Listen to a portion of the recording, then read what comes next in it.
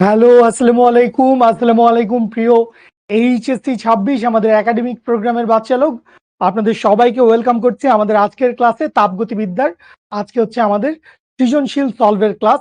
তো জলদি ঝটপট সবাই জয়েন করে ফেলো। আজকে শুক্রবার, একটা ছুটির দিন, কিন্তু যেহেতু আমাদের কোয়ার্টার শেষ হচ্ছে এবং আমরা চাইছি যে আসলে চ্যাপ্টারটা as much as possible detail elaborately পড়ায়, আবার CQ solve, MCQ solve, advance problem solving সবগুলো ক্লাস মিলাই ঝিলাই নিতে চাইছি বা নিতে চাই, এখনো নিব ইনশাল্লাহ।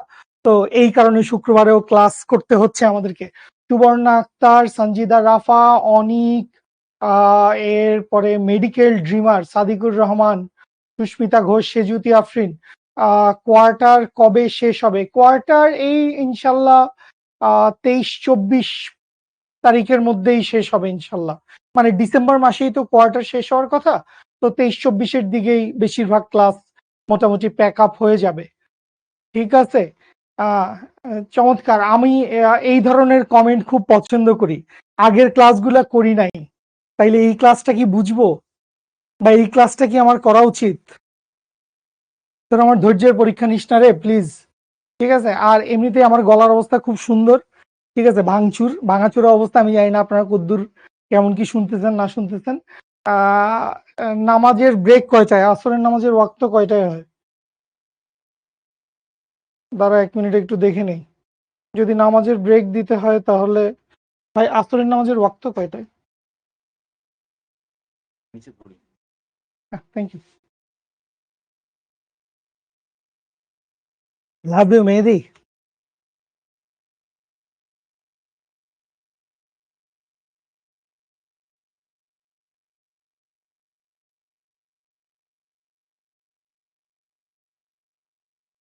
3টা 40-এ আসরের নামাজের ওয়াক্ত। তোরা 4টার সময় কেন নামাজের ব্রেক চাইতেছস? নামাজ পড়ে ফেলার কথা এতক্ষণে। এমনিতেই সৃজনশীল সলভ করবো, অনেকগুলা সৃজনশীল সলভ করার ইচ্ছা আছে। তারপরে হচ্ছে আবার শেষের দিকে গিয়ে রেফ্রিজারেটরের পিভি ডায়াগ্রামটাও একটু বুঝাইতে চাই, যদি 2-4 জন উৎসাহী জনগণ পাওয়া যায়। অনেক খাটাখাটনি করে মেকানিক্যাল ইঞ্জিনিয়ারিং এর পড়াগুলা রিভিশন দিছি ভাই, অনেকদিন পরে। আচ্ছা, আহ এখন আজান দিছে, নামাজের ব্রেক। 4টা 10-এ ক্লাস শুরু করব। ব্রেক। 4টা 10-এ ক্লাস শুরু করব, জলদি নামাজ পড়ে নেন।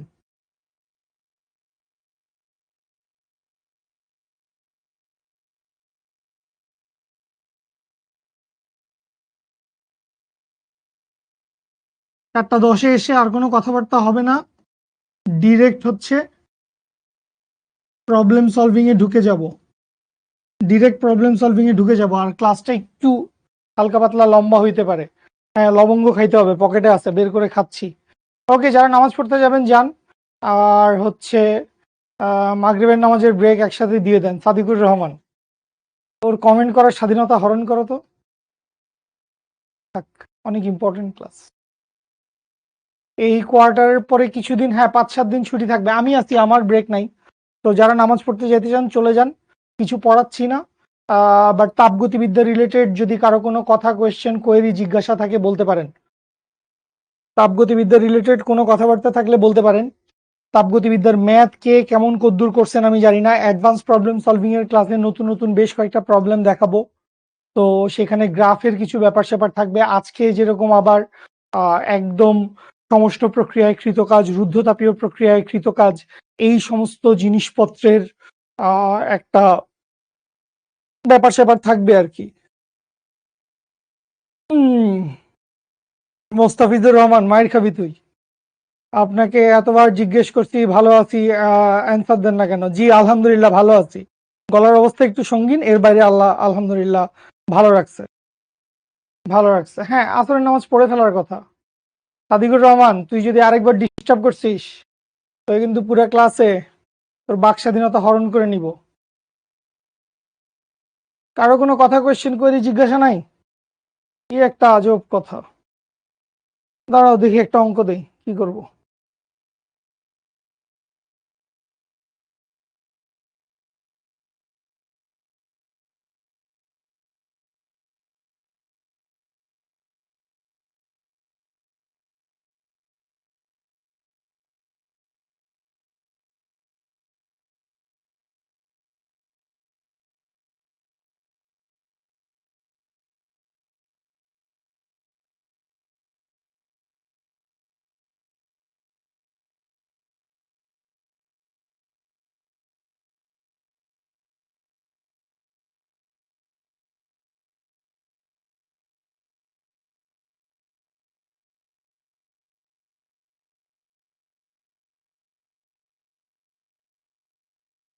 রুবায়তা দিয়া, আরে না কি যে বলিস না, আমার মেজাজ শীতল পানির মতো ঠান্ডা।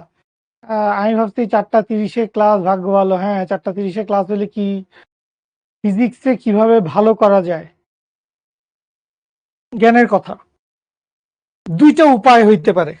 ঠিক আছে, আসেন আমরা এই বিষয়ে একটু জ্ঞান আহরণ করি। সেইটা হচ্ছে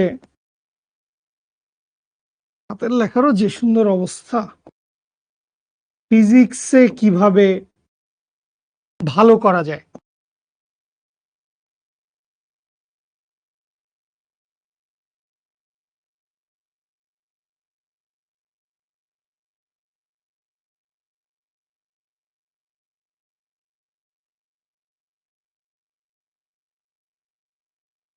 ওকে, আসেন আমরা এই টপিকের উপরে এই আমাদের ব্রেকের বাকি টাইমটুকু একটু কথাবার্তা বলি। ধরেন ফিজিক্স সেটা ভেক্টর হইতে পারে, সেইটা ভেক্টরের আপেক্ষিক বেগ হইতে পারে, নদী নৌকা হইতে পারে, সেইটা হইতে পারে আপনার গতিবিদ্যা, প্রজেক্টাইল মোশন।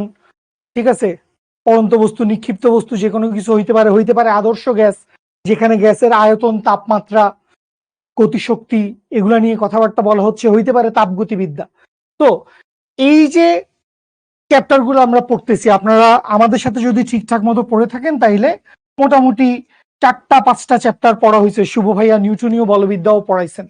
তো ফিজিক্সে আমি যে জিনিসটা বুঝি, ফিজিক্সকে যদি একদম আপনি ফিজিক্স বইয়ের পৃষ্ঠা টু পৃষ্ঠা, পাতা বাই পাতা উল্টায় যান, বা যে কোনো টিচারের লেকচার খাতা, অ্যানোটেড লেকচার স্লাইড যদি আপনি দেখেন, আপনি মেইনলি দুইটা জিনিস পাবেন। দুইটা জিনিস কি কি পাবেন আপনি? একটা আপনি পাবেন হচ্ছে ঘটনা, মানে এখানে অনেক কিছু বলা যায়, বেসিক কনসেপশন, হাবিজাবি, নানান কিছু তত্ত্ব, উপাত্ত, অনেক কিছু বলা যায়। But in physics there is always something happening, কিছু একটা ঘটতেছে। একটা বস্তু উপর থেকে ছেড়ে দিছি, সেটা মাটিতে এসে পড়ছে। একটা বস্তুকে কোনাকুনি ঢিল মারছি, ওইটা কত দূরে গিয়ে পড়বে। বা একটা হাত পাখাকে ঘুরাচ্ছি, সেটা ঘুরতেছে।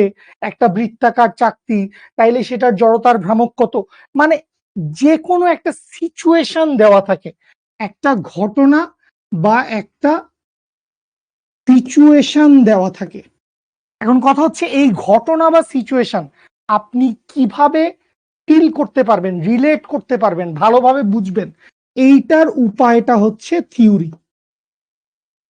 ঠিক আছে, আমাদের যে থিওরি পার্টটুকু আছে বইয়ের লাইন বাই লাইন কালো অক্ষরে বাংলা কথা, সূত্র, তত্ত্ব, উপাত্ত, সূত্র না সূত্রবাদ, সূত্র বেসিক্যালি সেকেন্ড জিনিস। একটা ঘটনা থাকে এন্ড বেসিক্যালি একটা সূত্র থাকে। একটা সূত্র বা মাল্টিপল সূত্র থাকতে পারে। তো এই সূত্রগুলা দিয়ে আমরা কি করি? ম্যাথ সলভ করি, সিচুয়েশন সলভ করি, প্রবলেম সলভ করি। তো সূত্রের ক্ষেত্রেও বা এই কথাটা অনেকেই জিজ্ঞেস করো যে কখন কোন সূত্র ব্যবহার করব, এইটা বুঝতে পারি না।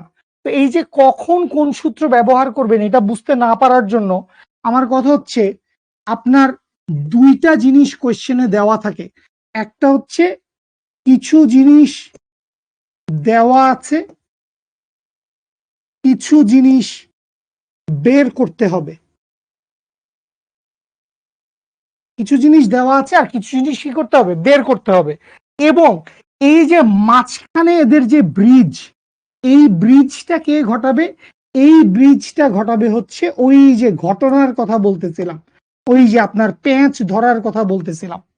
ঠিক আছে, তো ফিজিক্সে যে কোনো কিছুতে, যে কোনো কনসেপ্ট, যে কোনো চ্যাপ্টার, যে কোনো তত্ত্ব, সূত্র, উপাত্ত, দুইটা জিনিস আছে। কি? এক হচ্ছে ওর থিওরি, বেসিক, ওর ঘটনা, ফিজিক্যাল প্রপার্টিস, কি হচ্ছে, কেন হচ্ছে। ফিজিক্সে এই জিনিসটা জিজ্ঞেস করা সবচাইতে বেশি জরুরি।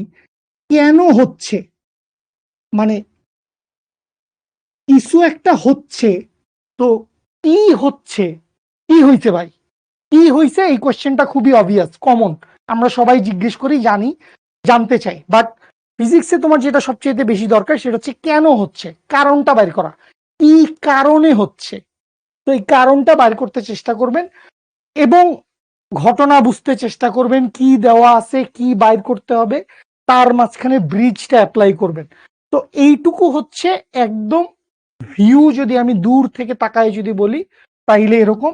আর যেটা আপনার অনেক বেশি করে করা লাগবে সেটা হচ্ছে অনেক বেশি প্র্যাকটিস।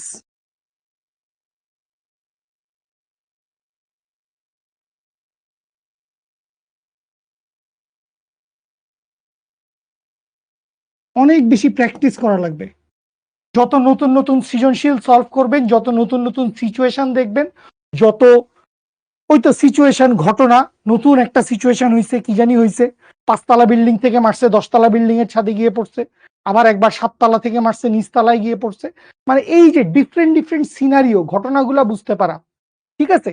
তো এইটা বুঝার চেষ্টা করেন, ঠিক আছে? এবং ভাই কেন কেন কেন কোন একটা কিছু কেন হচ্ছে, যাই হোক আমরা অনেক বয়ান দিয়ে ফেলছি। তো এই হচ্ছে ওভারভিউ। আপাতত আমার যেটা মনে হয়েছে, অন্য কোনো দিন জিজ্ঞেস করলে অন্য কোনো কথা বলতে পারি, ঠিক আছে? আচ্ছা, প্র্যাকটিস বুকের পিডিএফটা তোমাদের গ্রুপে একটা লিঙ্ক দেওয়া আছে, ওখানে বেসিক্যালি হচ্ছে আমাদের সবগুলা কোয়েশ্চেন, যতগুলা সৃজনশীল, যতগুলো এমসিকিউ আছে, সবগুলা সৃজনশীল আর এমসিকিউর কোয়েশ্চেন গুলো আপলোড হয়ে যায়, ঠিক আছে? ওকে, এতদিনে জিজ্ঞেস করতে কোন লেখকের বইটা কিনবো? তুই তো লেজেন্ড, শাহজাহান তপন স্যারের বই কিনেন, আমার পার্সোনাল পছন্দ, সবচাইতে সহজে ইজিলি বলে দেওয়া আছে। আসেন বাচ্চা লোক, আমরা অঙ্ক শুরু করি। ঢাকা বোর্ড 2023 একটা পিভি ডায়াগ্রাম দিয়ে দেওয়া আছে আমাদেরকে। এই বরাবর দেওয়া আছে প্রেসার, একক হচ্ছে নিউটন পার মিটার স্কয়ার বা প্যাসকেল। এই বরাবর হচ্ছে আয়তন, সেটা হচ্ছে মিটার কিউবে দেওয়া আছে। গ্যাসের চাপ আয়তনের পরিবর্তন দেখানো হয়েছে। তো প্রথমে আমাদেরকে যে কথাটা বলছে, আমরা প্রথম কথাটুকু দেখি। কিউ থেকে আর এ যেতে, তো কিউ থেকে আর এ গেছে, কিউ থেকে আর কোনটা? কিউ থেকে আর হচ্ছে এইটা, কিউ থেকে আর হচ্ছে এইটা। তো এই যে কিউ থেকে আর এ গেছে, অঙ্কের ভিতরে ঢোকার আগে তোমরা কোয়েশ্চেন গুলো একটু জমায় রাখো। অনিক, অনিক, আমি তোর কোয়েশ্চেনটা পাইছি, তুই লাস্ট পর্যন্ত থাক, আমি রিপ্লাই দিব। যদিও এটা রেগুলার ক্লাসে আমি একাধিকবার বলছিলাম, ঠিক আছে? এখন আসো, কিউ থেকে আরে গেছে, সো কিউ থেকে আরে গেছে, ওর ভলিউমের তো কোনো চেঞ্জ হয় নাই। তাহলে ভলিউমের যদি কোনো চেঞ্জ না হয়, তাহলে কিউ থেকে আর এর জন্য ডিভি এর মান কত? আয়তনের পরিবর্তন কত? 0। আয়তনের পরিবর্তন 0 হইলে কৃত কাজের মান কত? কৃত কাজের মান 0। এই যে দেখেন, ইনফরমেশন গুলা দেওয়া আছে, এখান থেকে বের করে নেন, ঠিক আছে? তো এই যে কিউ থেকে আর এ যেতে, আমি কিন্তু কোয়েশ্চেন পুরোটা পড়িও নাই, বাট কিউ থেকে আর এ গেছি, তাইলে এখানে আয়তনের কোনো পরিবর্তন নাই, তাহলে কোনো কৃতকাজ নাই। আচ্ছা, সামনে আগাই আমরা। তাপগতীয় ব্যবস্থায় 80 জুল তাপ শক্তি সরবরাহ করা হয়েছে, সিস্টেমের মধ্যে 80 জুল তাপ শক্তি দেওয়া হয়েছে, তাহলে সিস্টেমটা কি করছে? সিস্টেমটা হচ্ছে তাপ শক্তি শোষণ করছে। তাহলে সিস্টেমটা যদি তাপ শক্তি শোষণ করে, তাহলে ডিকিউর ভ্যালু কত? ডিকিউর ভ্যালু হচ্ছে +80 জুল। এবং আমাদের এইটাও জানা আছে, ডিডব্লিউ কত? ডিডব্লিউর ভ্যালু হচ্ছে 0, ঠিক আছে? যেহেতু আমরা কিউ আর পথে আছি, আমরা হচ্ছে কিউ আর পথে, এই কিউ আর পথের হিসাবটা আমরা করতে যাচ্ছি, ঠিক আছে? মোস্ট প্রবলি এইটাই আমাদের আজকের ক্লাসের সবচেয়ে সহজ, সবচেয়ে ছোট অঙ্ক। এরপরে প্রত্যেকটি অঙ্ক রেলগাড়ির মতো লম্বা। আচ্ছা, তো ডিকিউ 0, ডিডব্লিউ 0 কি বাইর করতে বলছে? অঙ্ক শেষ। উদ্দীপক অনুসারে আর অবস্থানে আসতে, তার মানে কিউ থেকে আর অবস্থানে আসতে তাপগতীয় ব্যবস্থাটিতে অন্তস্থ শক্তির পরিবর্তন কত বাইর করতে বলছে। ঢাকা ইউনিভার্সিটি সমান কত? তো সরি, আমরা কি জানি? ফার্স্ট ল অফ থার্মোডাইনামিক্স কি বলছে? ডিকিউ সমান ডিইউ যোগ ডিডব্লিউ। যেহেতু ডিডব্লিউর মান 0, সুতরাং ডিইউর মান হবে হচ্ছে +80 জুল। ডিইউর মান কত? ডিইউর মান হচ্ছে +80 জুল। এই হচ্ছে আমাদের একটা অ্যান্সার। আশা করি বুঝতে পারছেন সবাই, আশা করি বুঝতে পারছেন সবাই। ফাতেমা রাব্বি, লেগে থাকেন, মানে অন্তত আজকের ক্লাসের শেষ পর্যন্ত লেগে থাকেন। আমাদের কোয়ার্টার শেষ হচ্ছে, অনেক অনেক কোয়েশ্চেন, ঠিক আছে? আমি সমস্ত কোয়েশ্চেনের অ্যান্সার দেওয়ার চেষ্টা করব ক্লাসের শেষে। শেষ পর্যন্ত আমার সাথে থাকো। সামনে আগাইলাম, সামনে আগাইলাম। এরপরে কি বলছে? কোয়েশ্চেন এখানে একটু কেটে গেছে, বলছে উদ্দীপক অনুসারে পি কিউ আর পি চক্রের, so P Q R P চক্রটা কোনটা? এই যে পি কিউ, এটা হচ্ছে পি কিউ, এই হচ্ছে কিউ আর, আর এই হচ্ছে আর পি, ঠিক আছে? পি কিউ আর পি চক্রের প্রতিটি ধাপে কাজের তুলনা করো। তো প্রত্যেকটা ধাপে কি বাইর করতে বলছে? প্রত্যেকটা ধাপে বাইর করতে বলছে হচ্ছে কৃত কাজ। তো কৃত কাজের মান আমরা কিভাবে বাইর করব? আমরা খুব বেসিক একটা কনসেপশন জানতাম। কি বেসিক কনসেপশন জানতাম? সেইটা হচ্ছে পিভি গ্রাফে আবদ্ধ এরিয়া, পিভি গ্রাফে আবদ্ধ এরিয়া ইজ ইকুয়ালস টু হচ্ছে কৃত কাজ। পিভি গ্রাফে আবদ্ধ এরিয়াটা কি? পিভি গ্রাফে আবদ্ধ এরিয়াটা হচ্ছে কৃত কাজের সমান। তাহলে দেখেন আমাদের এখানে লাইন কয়টা আছে? আমাদের এখানে লাইন আছে হচ্ছে টোটাল 3টা। একটা হচ্ছে পি কিউ, একটা হচ্ছে কিউ আর, আর একটা হচ্ছে আর পি। তো এই 3টা লাইনের জন্য ইন্ডিভিজুয়ালি 3টা কাজের মান বের হবে। অলরেডি আমি জানি যে কিউ আর পথে কোনো কাজ নাই, তাহলে 2টা কাজের মান বের হবে। একটা হচ্ছে পি কিউ লাইনের জন্য, একটা হচ্ছে আর পি লাইনের জন্য। তো ফার্স্টে চলে আসি, আমি যদি পি থেকে কিউতে যাইতে, পি কিউ বরাবর তো লেখা যায় না, লিখি পি থেকে কিউতে যেতে কাজ। তো পি থেকে কিউতে যেতে কাজ, এটাকে যদি W1 লিখি, W1 সমান কি হবে? খেয়াল করো পি কিউটা কোনটা? পি কিউটা হচ্ছে এই যে অনুভূমিক যে রেখাটা দেখা যাচ্ছে এইটা। তাহলে এর নিচে আবদ্ধ এরিয়া কোনটা? দেখতে পাচ্ছ এর নিচে পি কিউর নিচে আবদ্ধ এরিয়া কোনটা? পি কিউর নিচে আবদ্ধ এরিয়াটা হচ্ছে পি কিউ টিএস। পি কিউর নিচে আবদ্ধ এরিয়াটা কি? পি কিউর নিচে আবদ্ধ এরিয়াটা হচ্ছে পি কিউ টিএস, আয়তের এরিয়া, সংক্ষেপে লিখলাম আয়তক্ষেত্রের ক্ষেত্রফল। তো পি কিউ টিএস আয়তক্ষেত্রের এরিয়াটা কত আমরা সেটা বাইর করব, তাইলেই তো আমাদের কাজ শেষ হয়ে যাবে। সো পি কিউ টিএস আয়তক্ষেত্রের এরিয়াটা কত? একটা বাহুর মান হচ্ছে 20, আরেকটা বাহুর মান হচ্ছে 8-4, সো 20 ইন্টু 8-4, তার মানে হচ্ছে 4, তার মানে হচ্ছে 80, তার মানে হচ্ছে 80 জুল। তো W1 পাইলাম, প্রথমটা আমরা পাই গেছি, W1 আমরা পাই গেছি। আচ্ছা, এরপরে আমরা কি চাই? এরপরে তো চাওয়া পাওয়া একটু কঠিন হয়ে যাবে আমাদের জন্য। তো এরপরে আমরা চাই হচ্ছে কিউ আর পথে তো আসলে হিসাব করার কিছু নাই। কিউ থেকে আর এ যাইতে কাজের মান কত? কিউ থেকে আর এ যাইতে কাজের মান W2 লিখি। W2 এর মান কত? W2 এর মান হচ্ছে 0।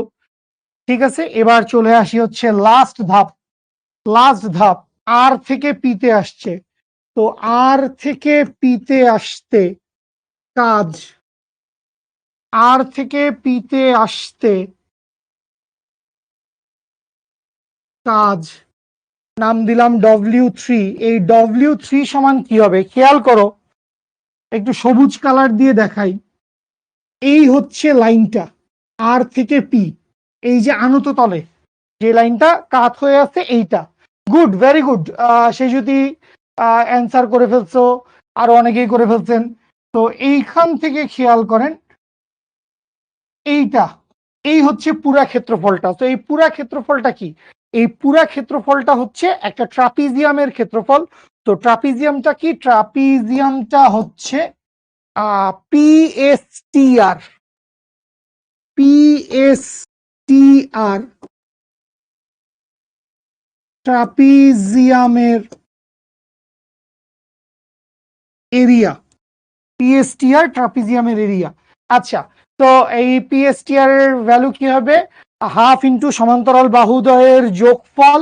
তাহলে হাফ ইন্টু সমান্তরাল বাহুদ্বয়ের যোগফল, দ্যাট মিনস 20+40, 20+40, তার মানে 60 ইন্টু 3, মানে 60/30 আসছে আর কি এখানে। আর এখানে আসবে হচ্ছে 8-4, দ্যাট মিনস 4, আর এখানে হচ্ছে 30, তার মানে হচ্ছে 120 জুল, 120 জুল।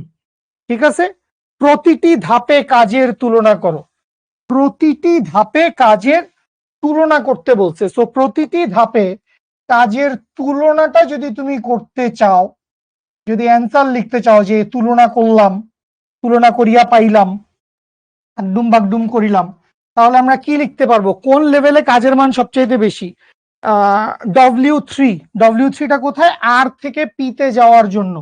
তাহলে W of R P is greater than, এরপরে হচ্ছে W1 হচ্ছে পি থেকে কিউতে যাওয়ার জন্য, তাহলে W of P Q is greater than W of Q R. W of Q আর।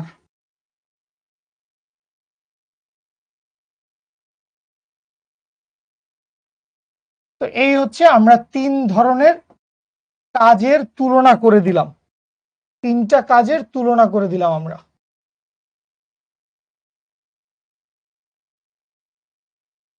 বুঝতে পারছি?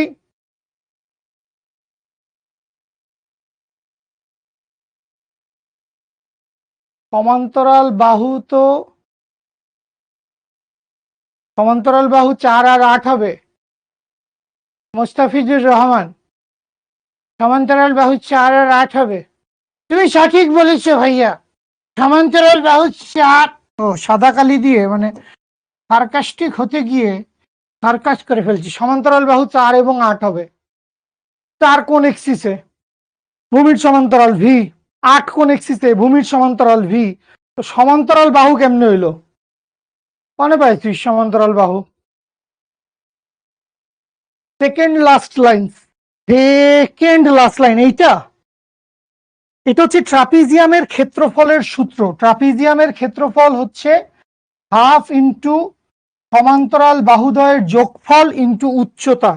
তো এই হচ্ছে হাফ বসাইছি। সমান্তরাল বাহু কোনটা? একটা হচ্ছে এই যে পিএস, এইটা হচ্ছে একটা বাহু, এই বাহুর দৈর্ঘ্য 20, আর আরেকটা হচ্ছে সমান্তরাল বাহু টি আর, এ হচ্ছে সমান্তরাল বাহু টি আর, এইটার মান হচ্ছে 40। তো হাফ ইন্টু 20 যোগ 40 ইন্টু উচ্চতা বা 2 সমান্তরাল বাহুর দূরত্ব। তো 8 - 4। কার্বন ডাইঅক্সাইড বহু পারমাণবিক গ্যাস হয়ে থাকে। কার্বন ডাইঅক্সাইডের ক্ষেত্রে ল্যামডা কোনে পাছিস? ল্যামডা কোনে পাছিস? হ্যাঁ, তুমি কি গামার কথা বলছো বাই এনি চান্স? কার্বন ডাইঅক্সাইডের গামার ভ্যালু আমরা 1.3 ধরে করি, 1.33 ধরে করি, যেটা হচ্ছে বহু পারমাণবিক গ্যাসের গামার ভ্যালু। কোথায় পাইছো কার্বন ডাইঅক্সাইডের গামার ভ্যালু 1.41? কই পাইছো কার্বন ডাইঅক্সাইড? এই যে এখনই, মানে এই যে হুদাই, মানে ভাইয়ার একটা ধৈর্যের পরীক্ষা না নিলে মানে তোর ভালোই লাগে না। কই পাইছিস কার্বন ডাইঅক্সাইডের ইয়া? কার্বন ডাইঅক্সাইডের গামা 1.4 কই পাইছিস? নষ্টের দল, পড়ালেখা করে না, সব ফাঁকিবাজ। 80, ঢাকা বোর্ড 2023, একই বছর 2টা ম্যাথ আসছে থার্মোডাইনামিক্স থেকে। তো প্রথম নাম্বারটা আমাদের একদম এক লাইনেই শেষ হয়ে যাবে। ইঞ্জিনটির কর্মদক্ষতা বাইর করতে বলছে। ইঞ্জিনটা 127°C এবং 27°C তাপমাত্রায় কার্যরত আছে।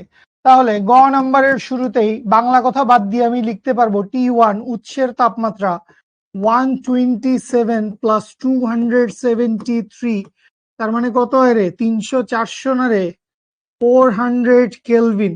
আর গ্রাহকের তাপমাত্রা T2 সমান কত? 27°C।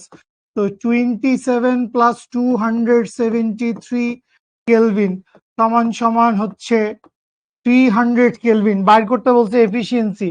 বাইর করেন। Efficiency equals to 1 - T2 divided by T1 into 100%। বসায় দেন, ক্যালকুলেশন করেন, অ্যান্সার চলে আসবে।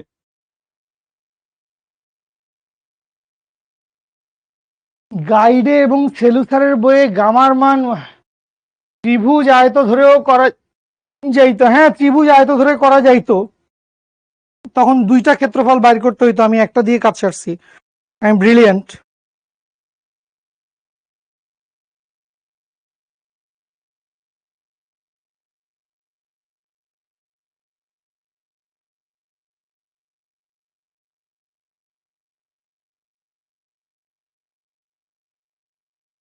পরের কোশ্চেনটা দেখি আমরা। এটা আশা করি সবাই বুঝতে পারছি। 25% হবে বোধ হয়। এটা অনেকে অ্যান্সার দিতে, আমি দেখি নাই, আমি আর ক্যালকুলেশন করি নাই। ঘ নাম্বারে কি জিজ্ঞেস করছে দেখেন, ঘ নাম্বারে কি জিজ্ঞেস করছে, দুইটা কাজ বাইর করতে বলছে, দুইটা কাজের মধ্যে কোন কাজটা বড় সেটা বাইর করতে বলছে। 1.3 চ্যাট জিপিটি মামা বলেছে। আর চ্যাট জিপিটি মামা বলার কি আছে, এটা তো আমরা যেদিন লাইভ ক্লাস করছি সেই লাইভ ক্লাসের ভিতরে আমরা এটা নিয়ে আলোচনা করছি। গামার ভ্যালু, কার্বন ডাইঅক্সাইডের জন্য গামার ভ্যালু আসবে 1.3 বা 1.33, বহু পারমাণবিক গ্যাসের জন্য যেটা আসে সেটা। আচ্ছা, উদ্দীপকে কোন প্রক্রিয়ায় কৃতকাজ বেশি হবে? তো এইবার আপনাকে একটু একটা সিচুয়েশন হ্যান্ডেল করতে হবে, সেটা হচ্ছে এই যে বলছে ইঞ্জিনটি 127 ডিগ্রি সেলসিয়াস এবং 27 ডিগ্রি সেলসিয়াস তাপমাত্রায় কার্যকর আছে। এই লাইনটা মনোযোগ দেন সবাই, এই লাইনটাকে অ্যাবসোলুট ধরে নেওয়া যাবে না।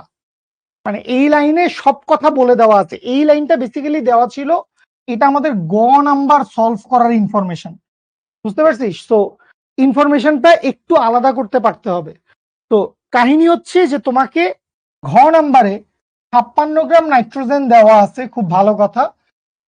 প্রথমে সমুষ্ণ প্রক্রিয়ায়, পরে রুদ্ধতাপীয় প্রক্রিয়ায় আয়তন 3 গুণ করা হইলো। তার মানে in both case V2 equals to হচ্ছে 3V1। V2 ইকুয়ালস টু কি? V2 ইকুয়ালস হচ্ছে 3V1। এবং প্রথম প্রক্রিয়াটা ছিল সমুষ্ণ প্রক্রিয়া আর পরের প্রক্রিয়াটা ছিল রুদ্ধতাপীয় প্রক্রিয়া। তো সমুষ্ণ প্রক্রিয়া যখন হবে তখন ইনিশিয়াল টেম্পারেচার যেটা 127, এই টেম্পারেচারটাকেই আমি ধরে নিব এইটা হচ্ছে সমুষ্ণ প্রক্রিয়ার তাপমাত্রা। আর পরবর্তীতে গেলে যখন রুদ্ধতাপীয়র জন্য বাইর করব তখন টেম্পারেচার বের করে নিব। তো যেটা আমার কথা সেইটা হচ্ছে আদি তাপমাত্রা, এইটা আমি একটু লক করে দিতে চাই। আদি তাপমাত্রা, আদি তাপমাত্রা T1 সমান কত? আদি তাপমাত্রা T1 সমান হচ্ছে 127 ডিগ্রি সেলসিয়াস বা 400 কেলভিন। এটা আমরা লক করে দিছি, ঠিক আছে? আচ্ছা, তো এরপরে বাকি কাহিনী ক্লিয়ার। আপনার হচ্ছে শুরুতে একটা ভলিউম দেওয়া আছে, পরে যায় ভলিউমটা কি হয়েছে, পরে যায় ভলিউমটা 3 গুণ হয়ে গেছে। তো খুব ভালো কথা, আপনাকে নাইট্রোজেন গ্যাসের ভর দিয়ে দেওয়া আছে, আপনি নাইট্রোজেনের আণবিক ভর জানেন, তাইলে আপনি এখান থেকে মোল সংখ্যা বাইর করবেন। আপনার ইনিশিয়াল টেম্পারেচার দিয়ে দেওয়া আছে। তো আসেন আমরা এইখান থেকে এই দুষ্টুমিটা করি। এটা হচ্ছে মোল সংখ্যা n ইকুয়ালস টু হচ্ছে m/m। তো ভরের মান কত বলা আছে? ভরের মান বলে দিছে হচ্ছে 56 গ্রাম। আর ক্যাপিটাল এম এর মান কত? 14 দুগুণে 28 গ্রাম পার মোল। নাইট্রোজেনেরটা কি 14 না 28? ঠিক লিখছি না? মনে থাকে না। এই পারমাণবিক সংখ্যা আণবিক সংখ্যা এই জিনিসগুলো এত কনফিউজ করে, কেন যে করে বুঝিও না। হ্যাঁ ঠিক আছে। তো এবার খেয়াল করেন, আপনার মোলার গ্যাস ধ্রুবকের মান জানেন, তো আপনি লিখে ফেলেন PV1 ইজ ইকুয়ালস টু হচ্ছে nRT1। বা এইখান থেকে আপনার কি লাগবে, আপনার যদি V1টা বাই করার থাকে, আপনি প্রেসারের ভ্যালু জানেন?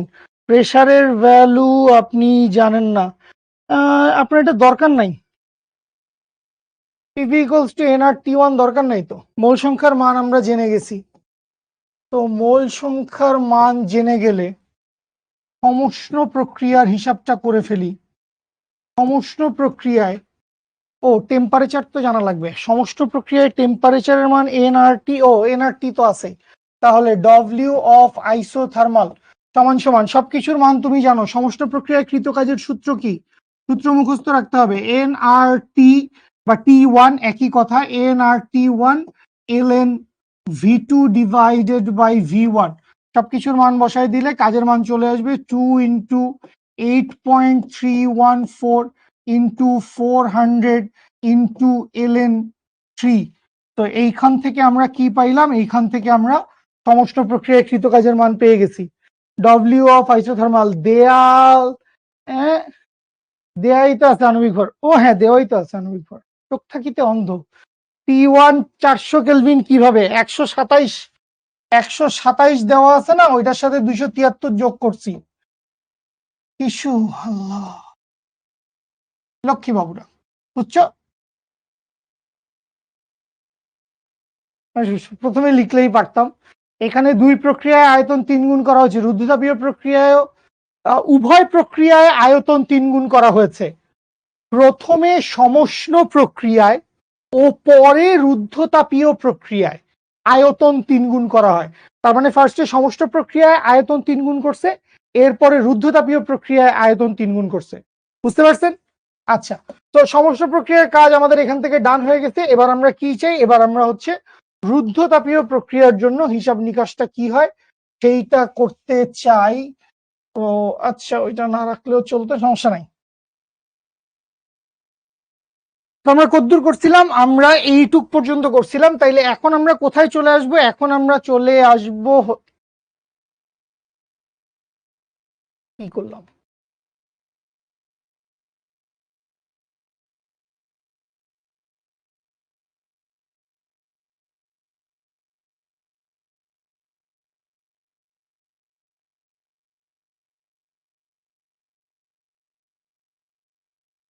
বুঝলাম তো, গেল না কেন?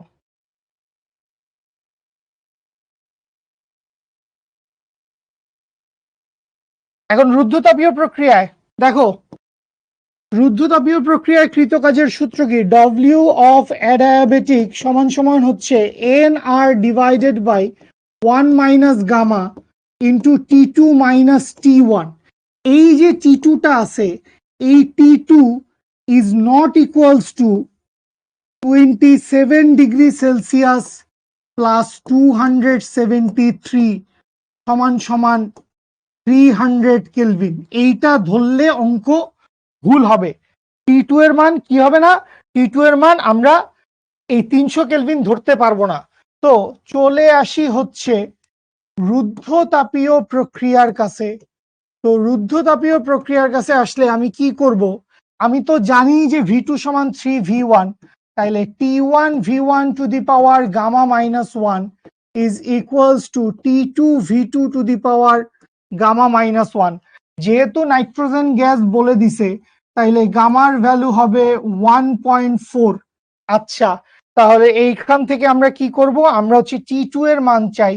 তাহলে আমি লিখব T2 সমান সমান হচ্ছে T1 into V1 by V2 to the power gamma minus 1।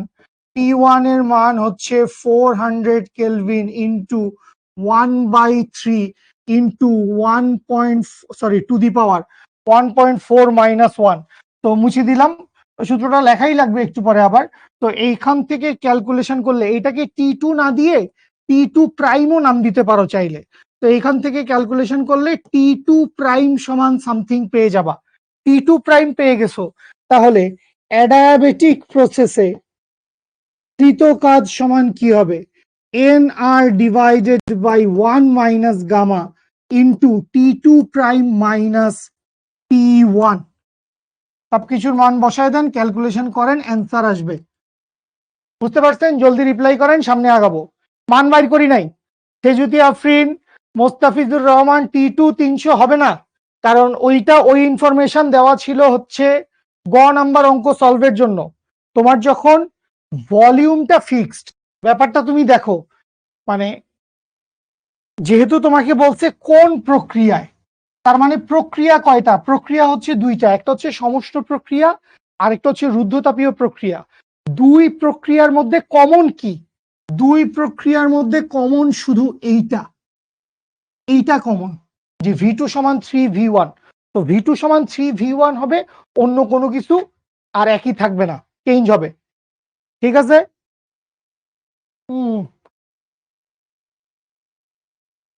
ওকে, কি হয়েছে? অনেক কিছু বলা আছে।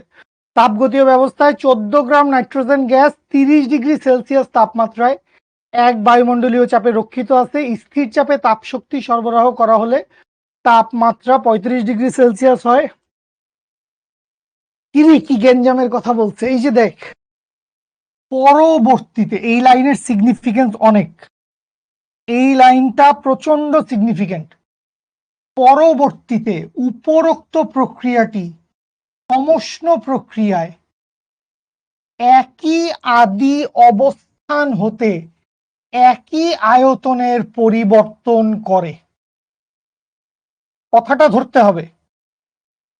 ঠিক আছে, ফিজিক্স পারেন না, আপনারা বুঝেন না, অঙ্ক ডিসাইফার করতে পারেন না, উদ্দীপক দেখে এটা বুঝতে পারেন না কি বাইর করতে বলছে, কি বাইর করতে বলছে এটা পরের কথা, কি দেওয়া আছে এটা বুঝেন, কি দেওয়া আছে এটা বুঝলে যেটা বাইর করতে বলবে ওটা দেওয়াই থাকে, অভ্যন্তরীণ শক্তি বাইর করো। ঠিক আছে, আচ্ছা। তো শেখ ইব্রাহিম স্যার স্যালুট, আসসালামু আলাইকুম ভাই। আপনি যে সেই 1953 সাল থেকে ভাই একটা কমেন্ট কপি পেস্ট করেই যাচ্ছেন, আমি কি করব? হইতে পারে না গাইডে ভুল লেখা, বা হইতে পারে না আমাদের কোন একটা টেক্সট বইতে ভুল লেখা? অদ্ভুত ব্যাপার ভাই। তো খেয়াল করেন, 14 গ্রাম নাইট্রোজেন গ্যাস, এখানে আমার আদি অবস্থান আর শেষ অবস্থানের ভিতরে ফিক্সড কি আছে? আমার ফিক্সড আছে হচ্ছে, আমি জানি না এটা আমার গ নাম্বার অঙ্কে লাগবে কিনা, বাট স্টিল এটা আমি লিখে রাখতে চাই। সেইটা হচ্ছে আমার ইনিশিয়াল টেম্পারেচার হচ্ছে 30°C plus 273 kelvin, that means হচ্ছে কত রে, 303 কেলভিন। আর আমার ফাইনাল টেম্পারেচার T2 হচ্ছে 35°C প্লাস 273, দ্যাট মিনস এটা আসবে হচ্ছে 308 কেলভিন। এই দুইটা আমাদের জন্য ফিক্সড। এর পরের কাহিনী বুঝেন, তাপমাত্রা যখন আপনি 30°C থেকে 35°C নিয়ে গেছেন তখন কি হবে? তাপমাত্রা বাড়ছে, কোন প্রক্রিয়া দেখার দরকার নাই, তাপমাত্রা বাড়ছে, তাইলে অবভিয়াসলি ভলিউমটাও বৃদ্ধি পাবে, এটাই তো স্বাভাবিক, তাপমাত্রা বাড়ছে ভলিউমটা বৃদ্ধি পাবে।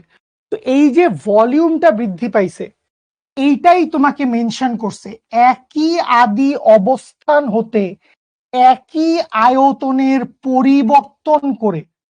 তার মানে শুরুর প্রক্রিয়াটায় ফার্স্টে আপনি একটা প্রসেস ঘটাইছেন, এরপরে আপনি আরেকটা প্রসেস ঘটাইছেন, এই দুইটা প্রসেসের মধ্যে মিলটা কোথায়? এই দুইটা প্রসেসের মধ্যে মিল হচ্ছে অলওয়েজ V1 V2 একই থাকবে, অলওয়েজ V1 V2 কি থাকবে? V1 V2 অলওয়েজ সেম থাকবে।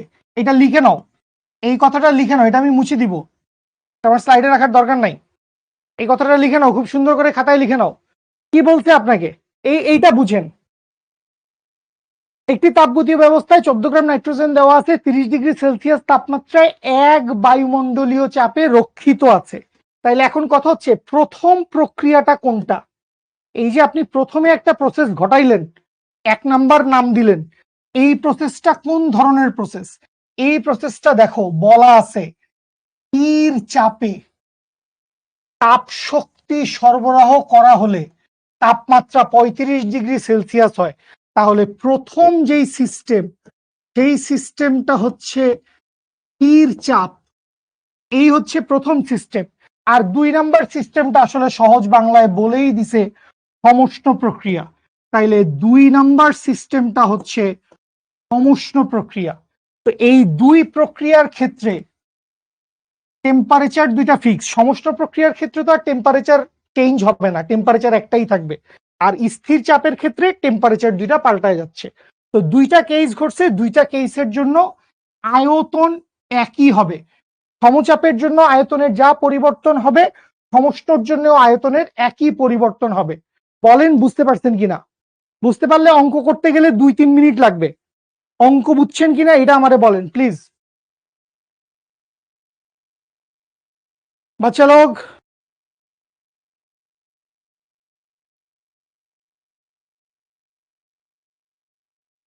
কারো রিপ্লাই পাই না। ওই যে 2-1 জন, ওই সানজিদা রাফা, সেজুতি আফরিন, ও বুঝতে পারছি, অনেক মানুষজন একসাথে কমেন্ট করছে, আল্লাহ। ওকে ফাইন, আসেন আমরা সামনে আগাই, চলেন আমরা সামনে আগাই। তো সামনে আগাইলে গ নাম্বারে আমাদেরকে খুবই সহজ একটা কথা জিজ্ঞেস করছে, এত গ্যাঞ্জাম করারই দরকার নাই। গ নাম্বারে বাইর করতে বলতে স্থির চাপের ক্ষেত্রে অভ্যন্তরীণ শক্তির পরিবর্তন নির্ণয় করো। তো আমরা যে জিনিসটা জানি যে অভ্যন্তরীণ শক্তির পরিবর্তন, বাংলা কথা লিখতে পারবো না, তো ডিইউ সমান সমান কি? ডিইউ সমান সমান হচ্ছে এন সিভি ডিটি। দেখো তোমাকে একটা সিভি এর মান দিয়ে দেওয়া আছে, সিভি। তো এনসিভিডিটি এটা আমাদের জানা আছে। এখন কত হচ্ছে ভাই, মোল সংখ্যার মান তো জানি না, জানি চলেন। তো মোল সংখ্যার মান কত, কত গ্রাম দিয়ে দেওয়া আছে, 14 গ্রাম দিয়ে দেওয়া আছে। আর আমি জানি হচ্ছে 28 গ্রাম পার মোল। দ্যাট মিনস এইটা আসবে হচ্ছে 0.5 মোল। ডিটি এর মান কত, ডিটি এর মান 308 থেকে 303 বিয়োগ দিবি, মানে 5 ডিগ্রি সেলসিয়াস বা 5 কেলভিন। তো 0.5 ইন্টু 20.8 ইন্টু 5 গুণ করলে যা আসবে সেটাই অ্যান্সার। বুঝতে পারছি, 52 জুল হতে পারে। কেউ কেউ অ্যান্সার করছে, আমি মানে সূত্র বসাই দিছি, সূত্রে ডেটা বসাই দিছি, বুঝাই দিছি, ক্যালকুলেশন তো করতে পারবেন তাই না? তো এই ক্যালকুলেশনের দায়িত্ব না নেই, ক্যালকুলেশনের দায়িত্ব নিলে অনেক গ্যাঞ্জাম। ওকে ফাইন, বুঝতে পারছি আমরা গ নাম্বার খুব ইজিলি সেরে ফেলতে পারছি, কিন্তু ঘ নাম্বারটা আমাদেরকে একটু খাটাখাটনি করাবে। তো ঘ নাম্বারের খাটাখাটনির দিকে আমরা যদি যাইতে চাই, ফার্স্টে বলতে স্থির চাপ প্রক্রিয়া এবং সমষ্ণ প্রক্রিয়ার উদ্দীপকে কৃত কাজের মান। তার মানে দুই প্রক্রিয়ায় কাজের মান বাইর করতে হবে। দুই প্রক্রিয়ায় কি করতে হবে, দুই প্রক্রিয়ায় কাজের মান বাইর করতে হবে। খুব ভালো কথা। তো এখন আমার কি কি জানা আছে, তো ফার্স্টে আমি আসি হচ্ছে স্থির চাপের ক্ষেত্রে। ফার্স্টে আমরা স্থির চাপের ক্ষেত্রে আসি, বাচ্চা লোক মনোযোগ দিয়ে দেখেন। স্থির চাপের ক্ষেত্রে কি বলা আছে, আমার বেসিক কন্ডিশন এই দুইটা ফিক্সড। T1 এর মান হচ্ছে 303, T2 এর মান হচ্ছে 308। তো T1 সমান সমান হচ্ছে 303 কেলভিন, T2 সমান সমান হচ্ছে 308 কেলভিন। Okay fine. এরপরে আমার একটা চাপের মান দিয়ে দেওয়া আছে, আমার অন্য কিছু দিয়ে দেওয়া নাই, আমার টেম্পারেচার পরিবর্তন হয়েছে, তো চাপের মান স্থির। তো আমার ডিটি এর মান কত, ডিটি এর মান হচ্ছে 5 কেলভিন। তো ডিটি এর মান জেনে আমার লাভ কি, আমার তো দরকার হচ্ছে ডিভি, পি ডিভি আমরা বাইর করতে চাই। তাহলে ভলিউম কত দিয়ে দেওয়া আছে, এক বায়ুমণ্ডলীয় চাপে রক্ষিত আছে, আমার ভলিউম লাগবে। তাইলে আসেন, আমার ইনিশিয়াল ভলিউম লাগবে, ফাইনাল ভলিউম লাগবে। তাহলে পি ভি কি লিখবো, পি ভি ওয়ান সমান সমান লিখি হচ্ছে এন আর টি ওয়ান, বা এইখান থেকে আমরা হচ্ছে ভলিউমের মান বাইর করতে চাই।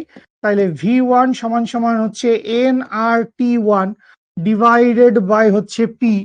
তো এন এর মান কত, এন এর মান হচ্ছে মাত্রই বাইর করছি না, 0.5।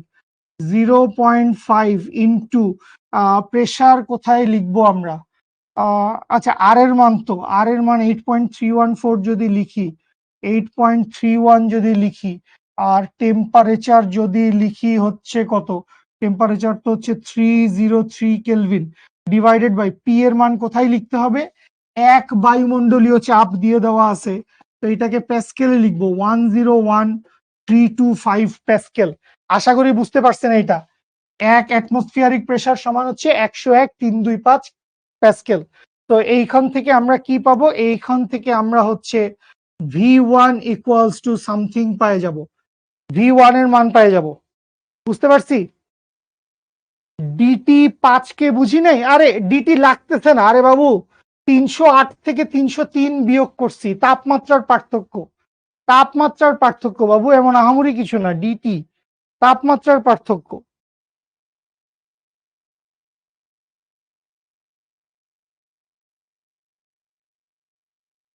ক্লিয়ার এইটুকু?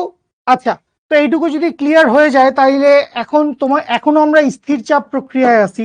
তো স্থির চাপ প্রক্রিয়ায় আমরা কি লিখতে পারবো, আমরা লিখতে পারবো উই নো যে V one divided by T one সমান সমান হচ্ছে V two divided by T two.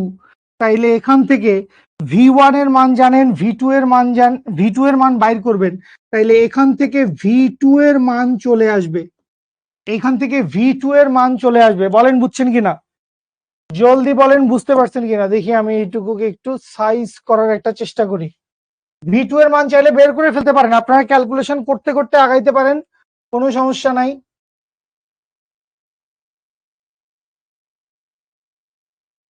ও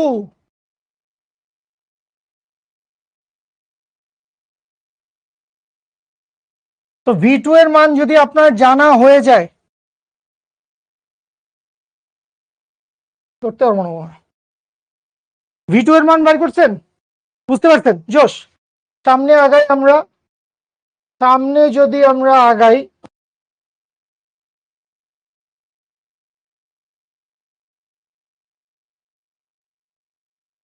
তাহলে এখনো আমরা স্থির চাপ প্রক্রিয়াতেই আছি। এখনো আমরা কোথায় আছি? এখনো আমরা হচ্ছে স্থির চাপ প্রক্রিয়াতেই আছি। তো স্থির চাপ প্রক্রিয়াতে কৃত কাজ W1 সমান কি হবে?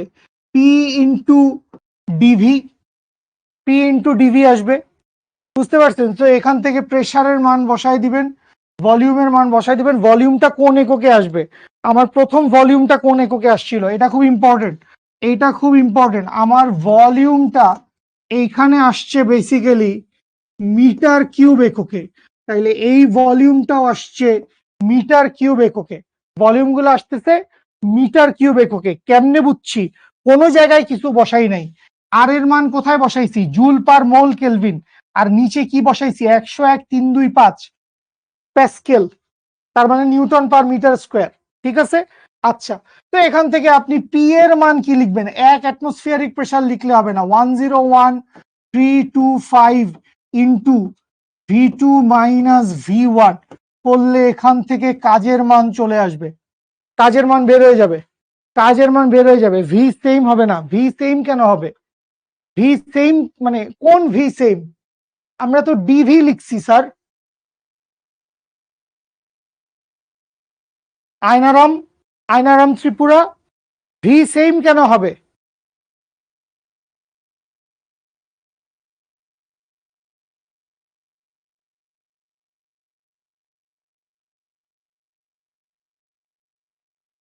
এন এর মান 1 কেন হবে? নাইট্রোজেনের আণবিক ভর 28, নাইট্রোজেনের আণবিক ভর 28। V1 আর V2 সেম, V1 আর V2 সেম। কেমনি V1 আর V2 সেম আসে?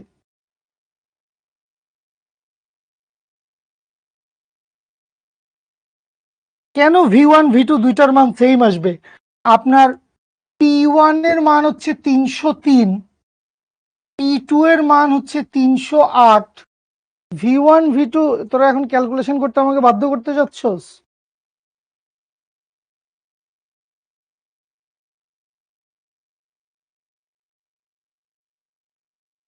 না, V1 V2 সেম না ছোট্ট বন্ধুরা,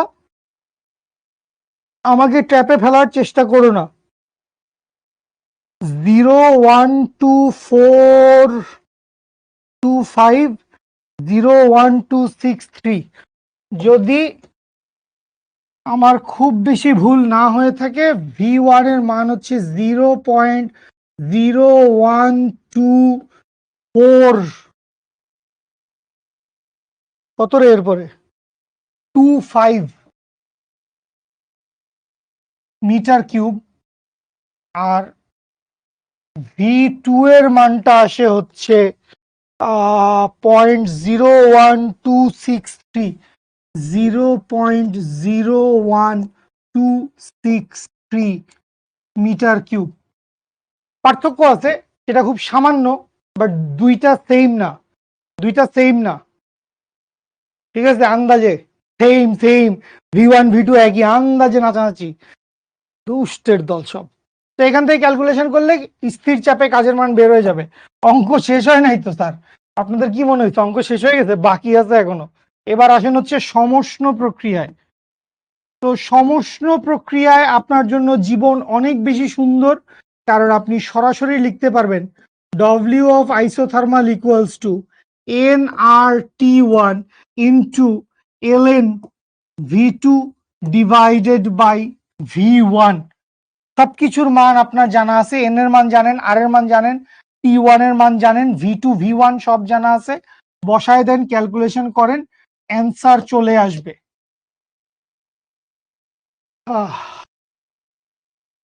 বুঝতে পেরেছি?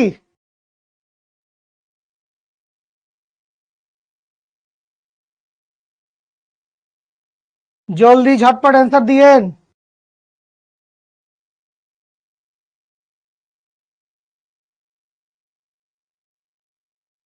ইভেন দুইটা কাজের মানও খুব কাছাকাছি আসবে। সমষ্ণ প্রক্রিয়ায় কৃত কাজ এবং সমচাপ প্রক্রিয়ায় কৃত কাজ দুইটা কাজের মানই মোটামুটি বেশ কাছাকাছি আসবে। দশমিকের পরে গিয়ে একটা পরিবর্তন দেখা যাবে, দশমিকের পরে গিয়ে একটা পরিবর্তন দেখা যাবে। আচ্ছা, সো এর পরে আরো কিছু অঙ্ক আছে, তো এই অঙ্কগুলা মানে পারবা, এগুলা সবগুলাই, এগুলো সবগুলাই পারবা। তো এখানে কার্ণচক্র, আচ্ছা দেখে নেন একবার কোশ্চেন দেখেন, কোশ্চেন দেখেন পারবেন কিনা বলেন, না পারলে আমি হিন্টস বলে দিচ্ছি। কোশ্চেন দেখে আমাকে একটু এনশিওর করেন, খাতায় লিখে ফেলেন কি কি দেওয়া আছে না দেওয়া আছে, টুকটুক করে লিখে ফেলেন। গামা দেওয়া আছে, এখানে তাপমাত্রা দেওয়া আছে 500 কেলভিন, এটা T1 হবে, T1 দেওয়া আছে 500 কেলভিন, কারণ তাপ উৎস হতে তাপ গ্রহণ করে, প্রতি প্রসারণে আয়তন 3 গুণ হয়, তার মানে V2 সমান হচ্ছে 3V1, V3 সমান হচ্ছে 3V2, এরকম কথাবার্তা বলা আছে। উদ্দীপকে ইঞ্জিনটির প্রাথমিক দক্ষতা নির্ণয় করো। সো প্রাথমিক দক্ষতা নির্ণয় করার জন্য তোমার লাগবে হচ্ছে T2 লাগবে। তো এই T2 তুমি কেমনে পাবা? ঠিক আছে, তোমাকে এই জায়গায় T2 পাওয়ার জন্য যেটা করতে হবে, কার্নো সাইকেলটাকে যদি তুমি একবার একটু চোখে দেখো, কার্ণচক্র যদি আমি পিভি ডায়াগ্রামের আলোকে কার্ণচক্র এঁকে যদি তোমাকে বুঝাই, তাহলে এই টেম্পারেচারটা হচ্ছে T1, এই টেম্পারেচারটা হচ্ছে T2, এবং এইটা হচ্ছে Q1, এইটা হচ্ছে Q2। তো কোন বিন্দু থেকে কোন বিন্দুতে আসবে এইটা ইম্পর্টেন্ট। সো আসবে বেসিক্যালি 2 নাম্বার বিন্দু থেকে 3 নাম্বার বিন্দুতে। 2 নাম্বার বিন্দু থেকে 3 নাম্বার বিন্দুতে আসলেই শুধুমাত্র আমরা টেম্পারেচারের পরিবর্তন দেখতে পাবো। কোত্থেকে কোথায় আসবে? 2 নাম্বার থেকে 3 নাম্বার পয়েন্টে। তো এখানে তুমি কি লিখবা? তুমি লিখবা হচ্ছে T1 V2 to the power gamma -1 equals to T2 V3 to the power gamma -1। Calculation করলে এখান থেকে T2 এর মান বের হয়ে যাবে। T2 এর মান যদি বের হয়ে যায়, ইঞ্জিনটি দক্ষতা বাইর করতে বলছে, তাইলে ইটা ইকুয়ালস টু কি আসবে? ইটা ইকুয়ালস টু আসবে 1 minus T2 divided by T1 into 100%। তো এই হচ্ছে তোমার গ নাম্বার, এটা হচ্ছে তোমার গ নাম্বার। ঠিক আছে, আচ্ছা। আর ঘ নাম্বার যদি তুমি করতে চাও, ঘ নাম্বারটা যদি তুমি করতে চাও,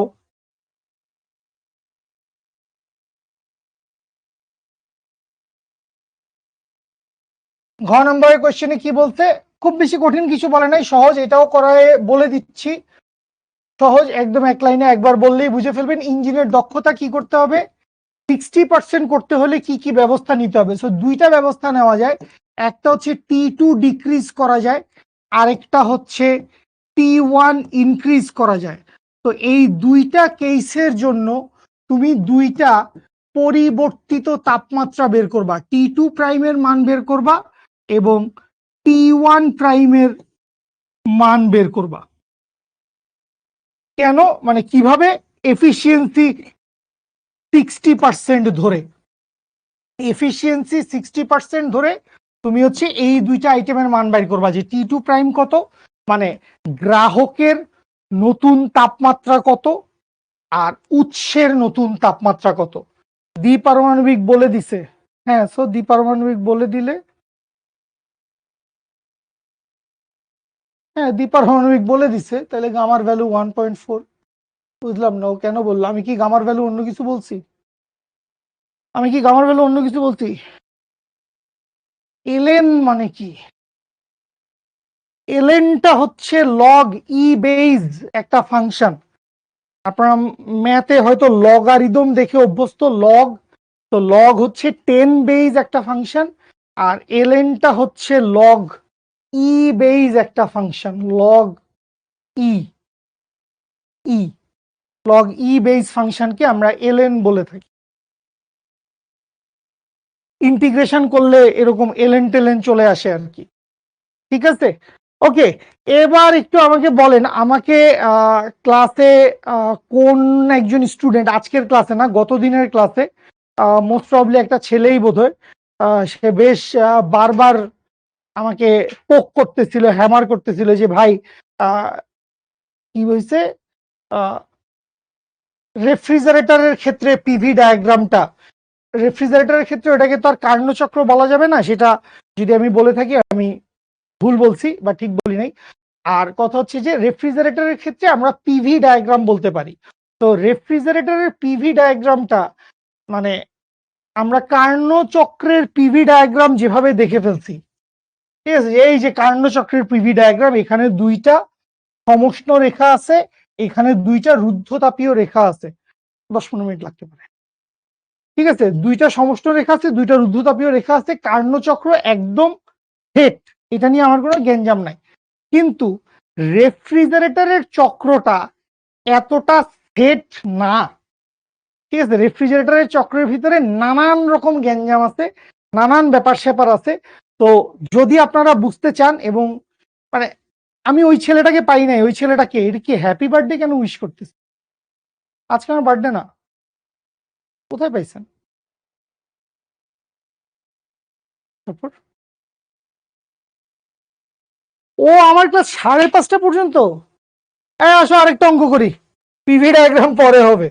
আমি তো মনে করছি কিরে টাইম টিম শেষ হয়ে যাচ্ছে, আমি একটু প্রেশার ট্রেশার খেয়ে গেলাম, অদ্ভুত। আসো আসো অঙ্ক করি, অঙ্ক করি, অঙ্ক করি। সবগুলো তো কার্নো ইঞ্জিনের অঙ্ক করলাম, বা তাপগতিবিদ্যার প্রথম সূত্র দ্বিতীয় সূত্রের অঙ্ক করলাম। একটা একটু এনট্রপি রিলেটেড একটা ম্যাথ করি, এই ম্যাথটা একটু এনট্রপি রিলেটেড আছে, ঠিক আছে।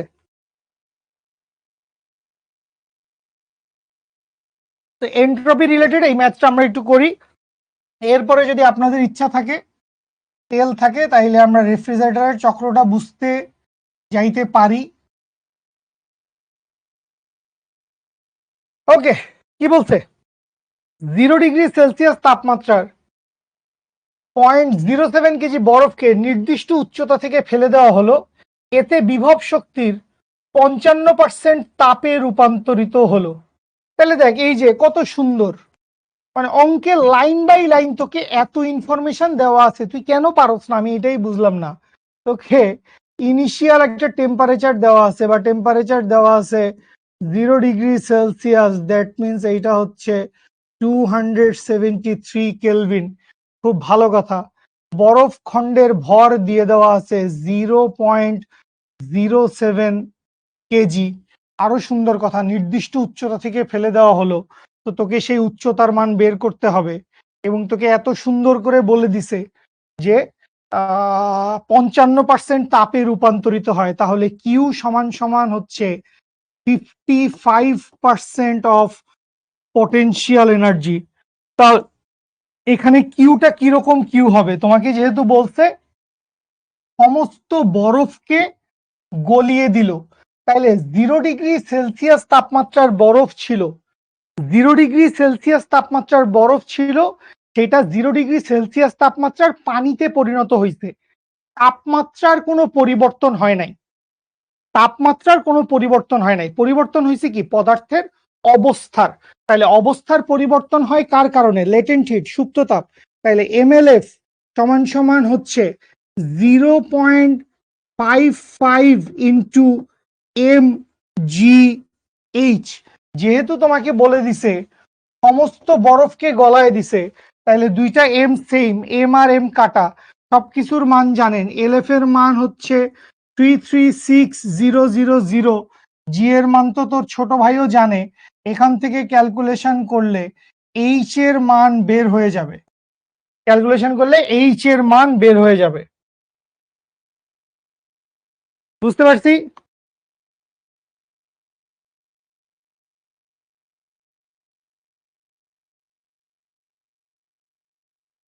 বুঝতে পেরেছেন সবাই?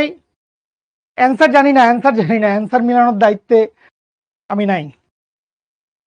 তুই বলবি কে আছে অ্যান্সার মিলানোর দায়িত্বে? মেহেদি ভাই নাকি? হ্যাঁ, মেহেদি ভাই অ্যান্সার মিলাচ্ছে। ওকে, সামনে আগাই, সামনে আগাই, আগায় না কেন? বরফ গলন এবং কি কি জানি হইছে আবার, কিছু সময় পর, এবার আসো, কিছু সময় পর, কিছু সময় পর বরফ গলা পানির তাপমাত্রা 5°C উন্নীত হলো। দেওয়া আছে বরফ গলনের আপেক্ষিক সুপ্ত তাপ এত, পানির আপেক্ষিক তাপ এত। তাইলে বরফ গলন এবং বরফ গলা পানির তাপমাত্রা বৃদ্ধি, এই যে দুইটা কেস, দুইটা ঘটনা, একটা হচ্ছে কি বরফ গলে গেছে, আর একটা হচ্ছে বরফ গলা পানির তাপমাত্রা বৃদ্ধি পাইছে। মানে 0°C পানি 5°C পানিতে পরিণত হয়েছে।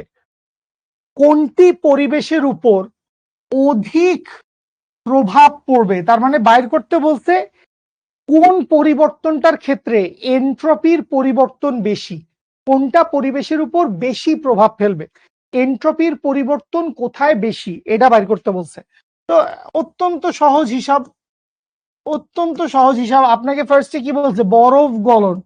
তো কেস নাম্বার 1 নাম দিলাম আমি তোদের সুবিধার্থে। কেস নাম্বার 1টা কি, কেস নাম্বার 1টা হচ্ছে বরফ গলন, বরফ গলবে। তো বরফ গলনে এনট্রপির পরিবর্তন কত, DS1 সমান কি হবে, mLF বাই টি। তো এম এর মান কত, ও এম এর মান তো দেওয়া আছে, তাহলে এখান থেকে লিখে ফেলবো 0.07 ইন্টু 336,000 ডিভাইডেড বাই টেম্পারেচার কত লিখবো 273। এখান থেকে প্রথম এনট্রপির পরিবর্তন চলে আসলো। আচ্ছা, এবারে চলে আসি হচ্ছে কেস নাম্বার 2। কেস নাম্বার 2 হচ্ছে পানির তাপমাত্রা বৃদ্ধি, সংক্ষেপে লিখলাম তাপমাত্রা বৃদ্ধি।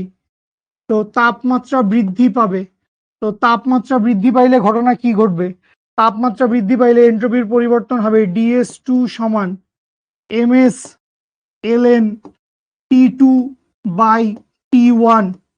m এর মান কত 0.07 ইন্টু s এর মান 4200 ইন্টু ln T2 এর মান কত, T2 এর মান হচ্ছে 278, T2 এর মান হচ্ছে 278 ডিভাইডেড বাই 273। এখান থেকে ক্যালকুলেশন করলে DS2 চলে আসবে। কোন ক্ষেত্রে পরিবেশের উপর অধিক প্রভাব পড়বে, যেই কেসে ডিএস বেশি, যেই কেসে ডিএস বেশি, এনট্রপির পরিবর্তনটা যেই কেসে বেশি সেই কেসে পরিবেশের উপর বেশি প্রভাব পড়বে। বলেন বুঝতে পারছেন কিনা, বলে ফেলো বাচ্চা লোক, বুঝেছো কিনা।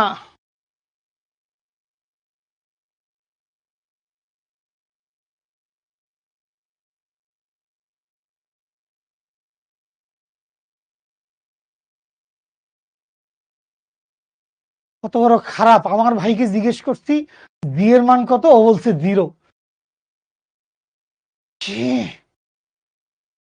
কেমন প্রভাব, নেগেটিভ প্রভাব। যেহেতু এনট্রপি বৃদ্ধি পাইছে, যেহেতু এনট্রপি বৃদ্ধি পাইছে তাই বিশৃঙ্খলা বাড়ছে, আপনি বলতে পারেন বিশৃঙ্খলা বেশি বৃদ্ধি পাইছে। ঠিক আছে, আহারে কত খারাপ উম্মে হাবিবা, এত কষ্ট করে তাদেরকে ফিজিক্স পড়াচ্ছি এই জন্যে।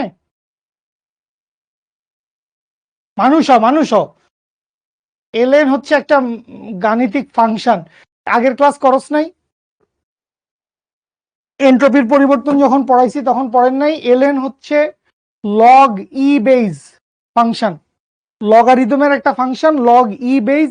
আপনার ক্যালকুলেটরের উপরে দেখবেন এলএন একটা অপশন থাকে, এলএন, এলএন DS1 বেশি হবে, হ্যাঁ DS1 বেশি হইতে পারে, DS1 বেশি হইতে পারে। আপনার ক্যালকুলেটরে হয় লগের পাশে থাকবে, লগ, লগ যেখানে আছে, লগ যেই বাটনে আছে মোস্ট লাইকলি তার পাশের বাটনেই এলএন থাকবে, লগের পাশের বাটনেই এলএন থাকবে। ঠিক আছে, তাপীয় মৃত্যুটা কি,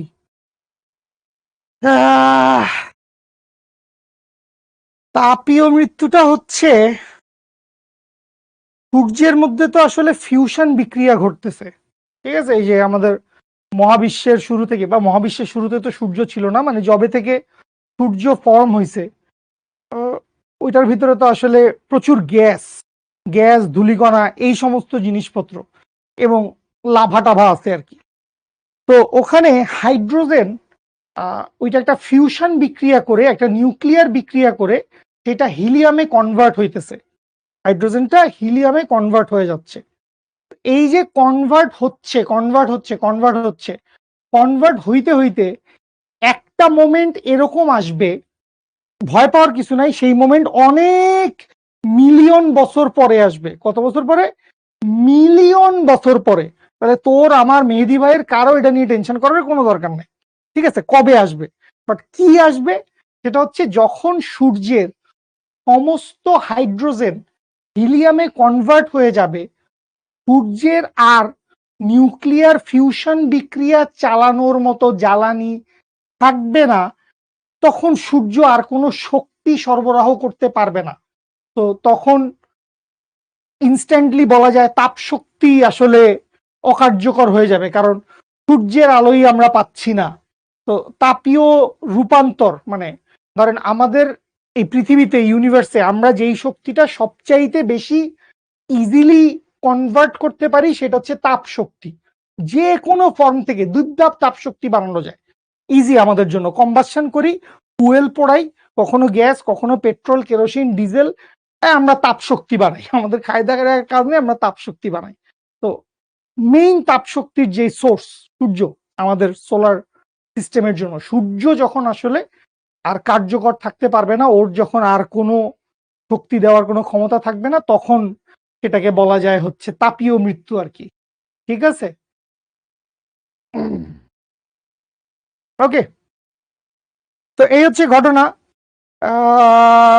তাহলে আসেন আমরা একটু রেফ্রিজারেটর নিয়ে কথাবার্তা বলি, ঠিক আছে? যখন জগতের এন্ট্রপি সর্বত্র পৌঁছাবে, সবকিছুর তাপমাত্রা এক হয়ে যাবে, তাপ শক্তিকে যান্ত্রিক শক্তিতে রূপান্তরিত করা যাবে না, তাকে মহাজগতের তাপীয় মৃত্যু বলে। হ্যাঁ, এটাও ঠিক আছে, এইটাও ঠিক আছে। বেসিক্যালি এন্ট্রপি আসলে কি জিনিস? এন্ট্রপি আমি লাইভ ক্লাসে পড়ানোর সময় বুঝাইছিলাম। এন্ট্রপি হচ্ছে শক্তির এমন একটা ভার্সন, শক্তির এমন একটা রূপ, যেই রূপে শক্তি যদি একবার চলে যায়, শক্তিকে আর কনভার্ট করা যায় না। এন্ট্রপি ধরো, এন্ট্রপি আসলে ওয়ান কাইন্ড অফ এনার্জি। তো এই এনার্জিটা কি? এই এনার্জিটা আসলে লস প্রজেক্টে চলে গেছে। আমরা যে জানি শক্তির রূপান্তর সম্ভব, সৃষ্টি বা ধ্বংস নাই। শক্তির ধ্বংস নাই কথাটা ঠিক আছে, বাট শক্তি যদি এন্ট্রপিতে চলে যায়, তখন ওইটাকে বাবু তুমি আমি আমরা কেউই আর এটারে আর কাজে রূপান্তর করতে পারবো না, বা অন্য কোনো শক্তিতে রূপান্তর করতে পারবো না। তো এটাও তাপীয় মৃত্যু, ঠিক আছে? আচ্ছা, ওকে। হ্যাঁ, মাগরিবের সময় হয়ে গেছে, আমি দেখি একটু একটু কথাবার্তা বলে যদি, আমি জানি না, আমি ওই স্টুডেন্টটাকে আমি খুব মিস করতেছি, যে স্টুডেন্টটা আমাকে দিয়ে আজকে দুপুর বিকালে প্রায় আধা ঘন্টা 40-45 মিনিট স্টাডি করাইছে, খুব সহজে জিনিসটা বোঝানোর চেষ্টা করাইছে। তো আমি ওই স্টুডেন্টটাকে অনেক বেশি থ্যাঙ্কস দেই। ও ওই বালক বা বালিকা মোস্ট প্রবাবলি ক্লাসে নাই। হুম, যাই হোক, love you the unknown student, the unsung hero. আসেন আমরা রেফ্রিজারেটরের ধাপগুলো বোঝার জন্য আমরা টোটাল 4টা জায়গার উপরে ফোকাস করব। রেফ্রিজারেটরে অনেক কিছু আছে, আপনি ধরেন আপনার বইতে রেফ্রিজারেটরের যে ছবিটা দেওয়া আছে তার চাইতে আমার এই ছবিটা ভালো মনে হয়েছে, এই জন্য আমি এটা নিয়ে এসেছি। এটার ভিতরে দেখেন, নাই যে দুনিয়ার টপিকের অভাব নেই, 100 জিনিসপত্র দেওয়া আছে। আমার 100 জিনিসপত্রের দরকার নাই, আমার শুধু 4টা পয়েন্ট দরকার। আমার কি দরকার? আমার শুধু 4টা পয়েন্ট দরকার। 1 নম্বরে আমার দরকার হচ্ছে কম্প্রেসর। কম্প্রেসরটা আমার লাগবে হচ্ছে 1 নম্বরে। এরপরে তো কম্প্রেসরকে আমি বলতেছি 1 নম্বর। এরপরে আমার লাগবে হচ্ছে কন্ডেন্সার। কন্ডেন্সারকে আমি বলতেছি 2 নম্বর। এরপরে আছে একটা এক্সপানশন ভালভ, বা এইটাকে অনেক জায়গায় থ্রটল বলে, থ্রটল। এক্সপানশন ভালভ দিয়ে কি হয়, এক্সপানশন ভালভ দিয়ে আমি ডিটেলসে বুঝাই দেবো সবকিছু। এক্সপানশন ভালভের ভিতর দিয়ে যখন লিকুইড রেফ্রিজারেন্টটা যায়, লিকুইড কুলারটা যায়, তখন সেটা আয়তনের প্রসারিত হয়, এক্সপান্ড করে এক্সপানশন ভালভ। এবং লাস্ট এক্সপানশন ভালভকে আমি দিব হচ্ছে 3 নাম্বার, এবং লাস্টে আমাদের থাকবে হচ্ছে ইভাপোরেটর। ইভাপোরেট করা মানে আমরা বুঝি, এগুলার প্রত্যেকটার বাংলা টার্মটা যদি তুমি মাথায় রাখো, জিনিসপত্র মানে রেফ্রিজারেটরের সাইকেল বুঝতে তোমার অনেক বেশি সুবিধা হবে। ঠিক আছে, উম্মে হাবিবা তুমি পিঠাই খাও, ঠিক আছে? ওকে, ওর কমেন্ট করার স্বাধীনতাটা হরণ করো তো।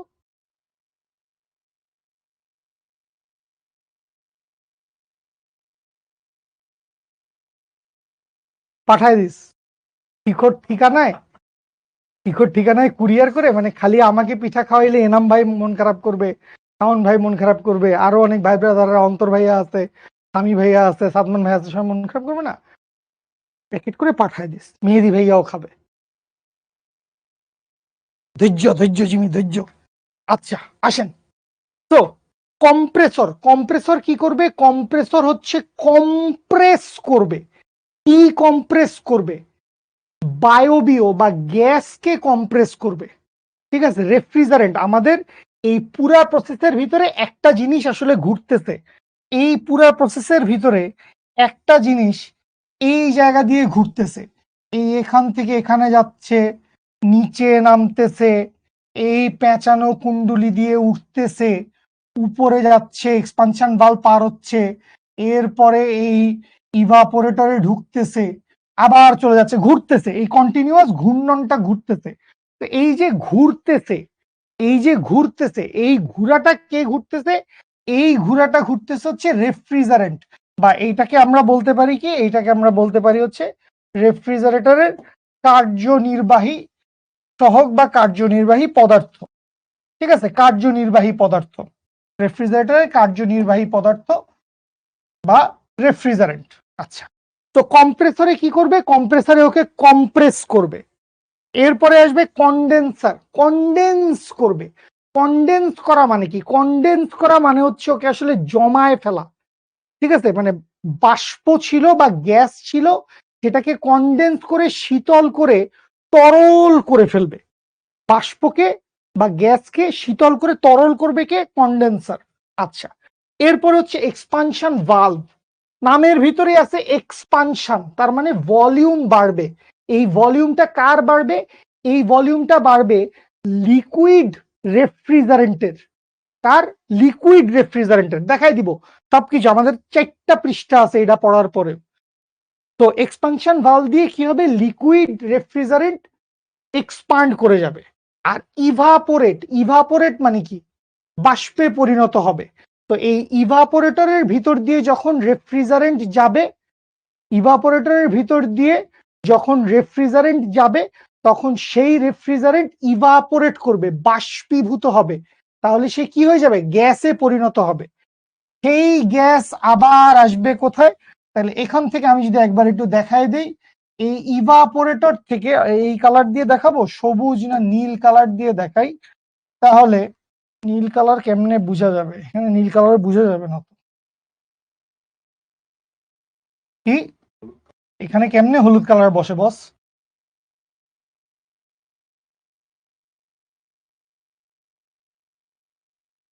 তো এই ইভাপোরেটর থেকে, ইভাপোরেটর থেকে কি আসবে? ইভাপোরেটর থেকে আসবে হচ্ছে,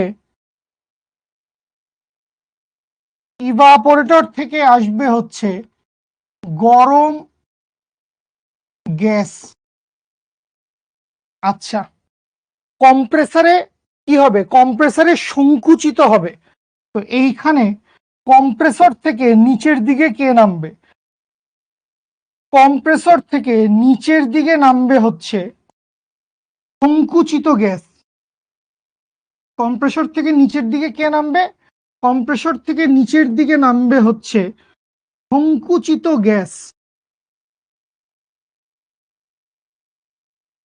সংকুচিত গ্যাস। আচ্ছা, কন্ডেন্সারে ঢুকলো। কন্ডেন্সারে ঢুকলে সে কি হয়ে যাবে? কন্ডেন্সারে ঢুকলে সে কনডেন্স হবে, শীতল হবে।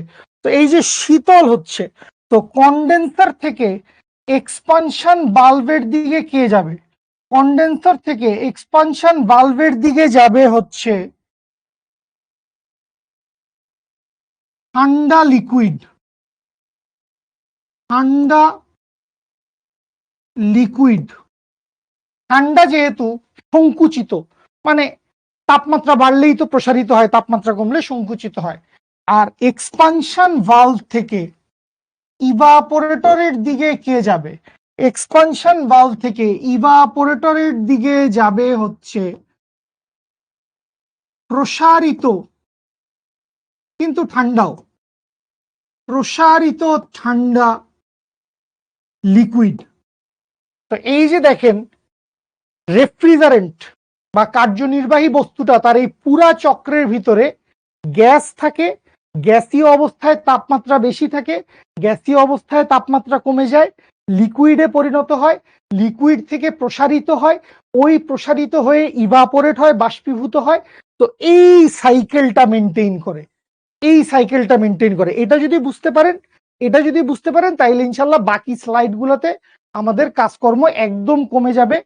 টু বি ভেরি ফ্র্যাঙ্ক, কাজকর্ম অনেক বেশি সহজে মিলায় ফেলতে পারবো আমরা, কিন্তু টার্নো সাইকেলটা দেখে আপনাদের একটু ধাক্কা লাগতে পারে। ঠিক আছে, ওকে, দেখতেছি আমি বিষয়টা। 20 দিন পর হাফ ইয়ারলি বাকি, ওটাকে রেফ্রিজারেটরের ভিতরে ঢুকায় রাখ, হাফ ইয়ারলি পরীক্ষা। ওকে ফাইন, আসেন। এই আমি দেখতে পাচ্ছি এই হচ্ছে, তাহলে দেখেন আমার শুরু থেকে এক নাম্বার কে? এক নাম্বার হচ্ছে কম্প্রেসর। এক নাম্বার কে? এক নাম্বার হচ্ছে কম্প্রেসর। তাহলে এই যে আমি দেখতে পাচ্ছি এখানে লেখা আছে কম্প্রেশন। কম্প্রেশন মানে কি? কম্প্রেশন মানে হচ্ছে সংকুচিত করা হবে। তো এইখান থেকে এই পয়েন্ট পর্যন্ত, 1 থেকে 2 পর্যন্ত, এইটা হচ্ছে ধাপ নাম্বার 1, কম্প্রেশন। আচ্ছা, এরপরে 2 থেকে 3 পর্যন্ত, 2 থেকে 3 পর্যন্ত, 2 কে ছিল? 2 ছিল কন্ডেন্সার। তো কন্ডেন্সারে কি হবে? ঠান্ডা করে ফেলবে। ঠান্ডা করে ফেললে তাপ শক্তিগুলা কি হয়ে যাবে? বের হয়ে যাবে। এই যে দেখো এখান থেকে হিট বের হয়ে যাচ্ছে। আচ্ছা, এইখানে আসবো 3 থেকে 4। 3 থেকে 4 নামছে। 3 থেকে 4 কি হয়েছে? লেখা আছে থ্রোটলিং। তো থ্রোটলিং মানে কি? থ্রোটলিং মানে ওই যে এক্সপানশন ভালভ, এক্সপানশন না, এরকম এক্সপানশন ভালভটা দেওয়া ছিল, এই এক্সপানশন ভালভের ভিতর দিয়ে থ্রোটলিং করা হবে, ধাক্কা দিয়ে বের করে দিবে ওই লিকুইডটাকে। আচ্ছা, আর লাস্টে কি হবে? লাস্টে হবে হচ্ছে ইভাপোরেশন। লাস্টে হবে হচ্ছে ইভাপোরেশন। তো এই হচ্ছে 4টা ধাপ।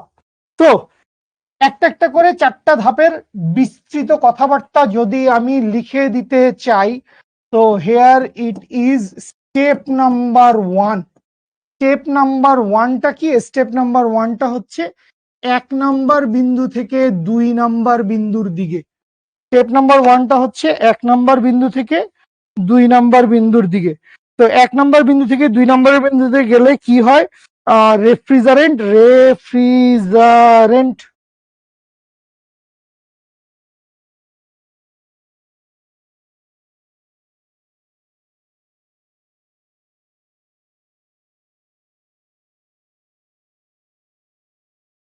রেফ্রিজারেন্ট সংকুচিত হয়।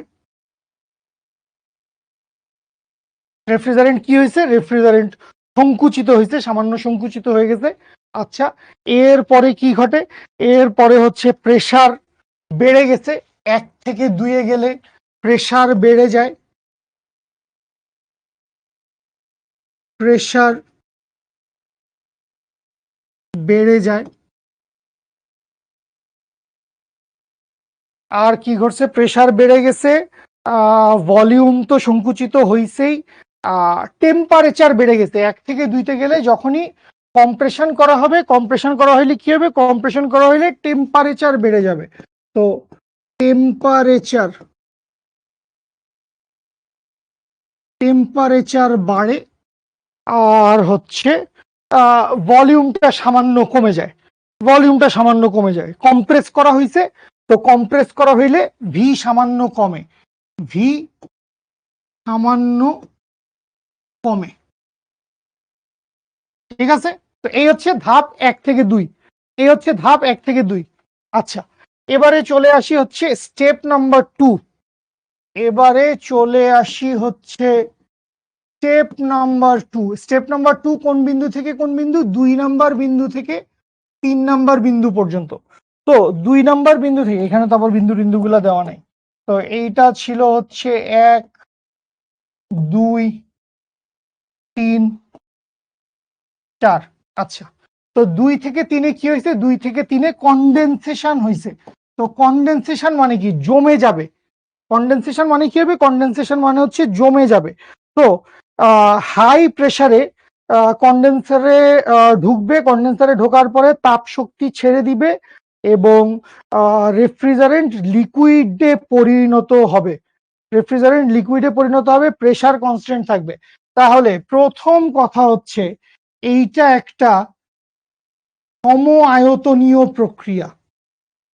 সম আয়তনীয় প্রক্রিয়া, এটা তোমাদের মাথায় ক্লিক করতেছে কিনা?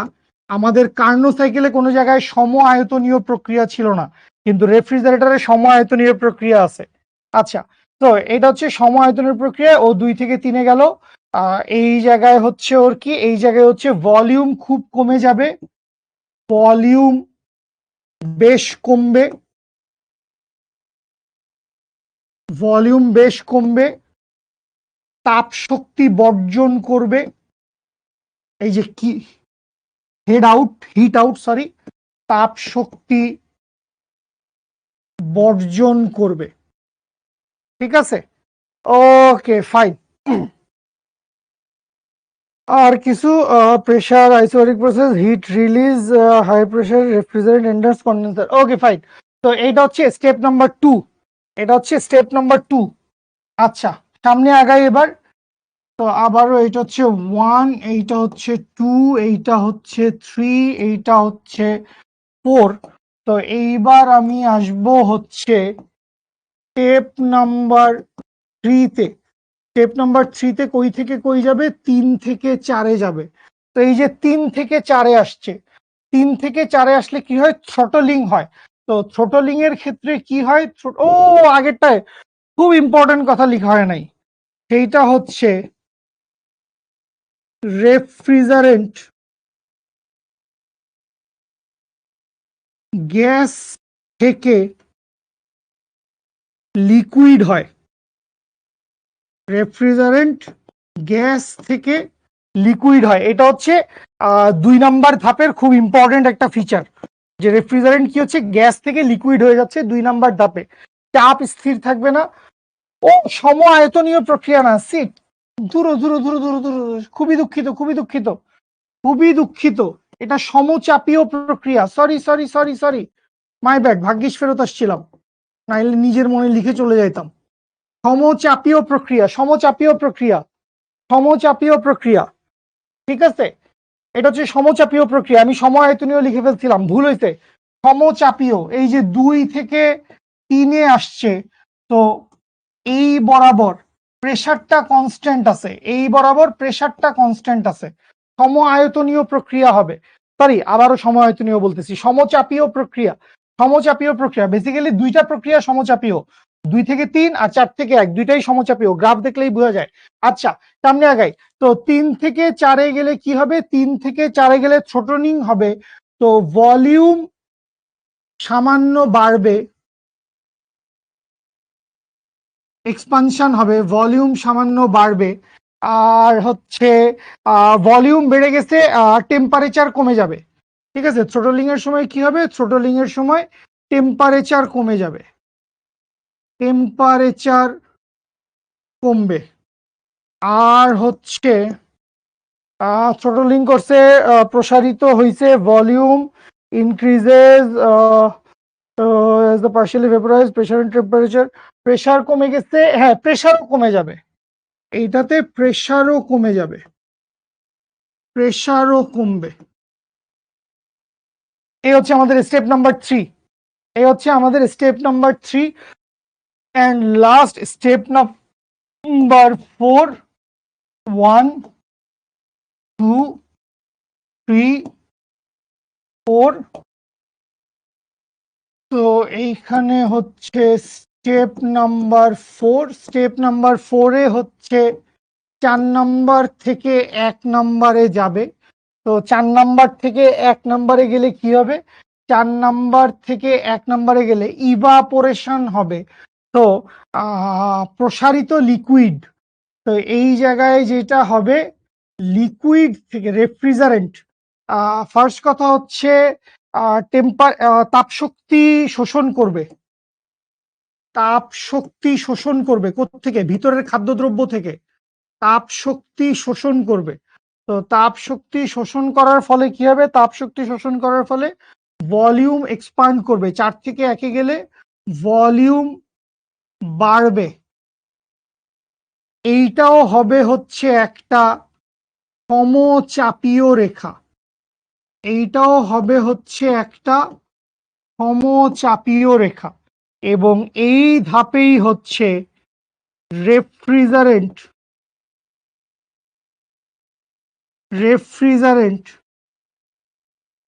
লিকুইড থেকে গ্যাস হবে।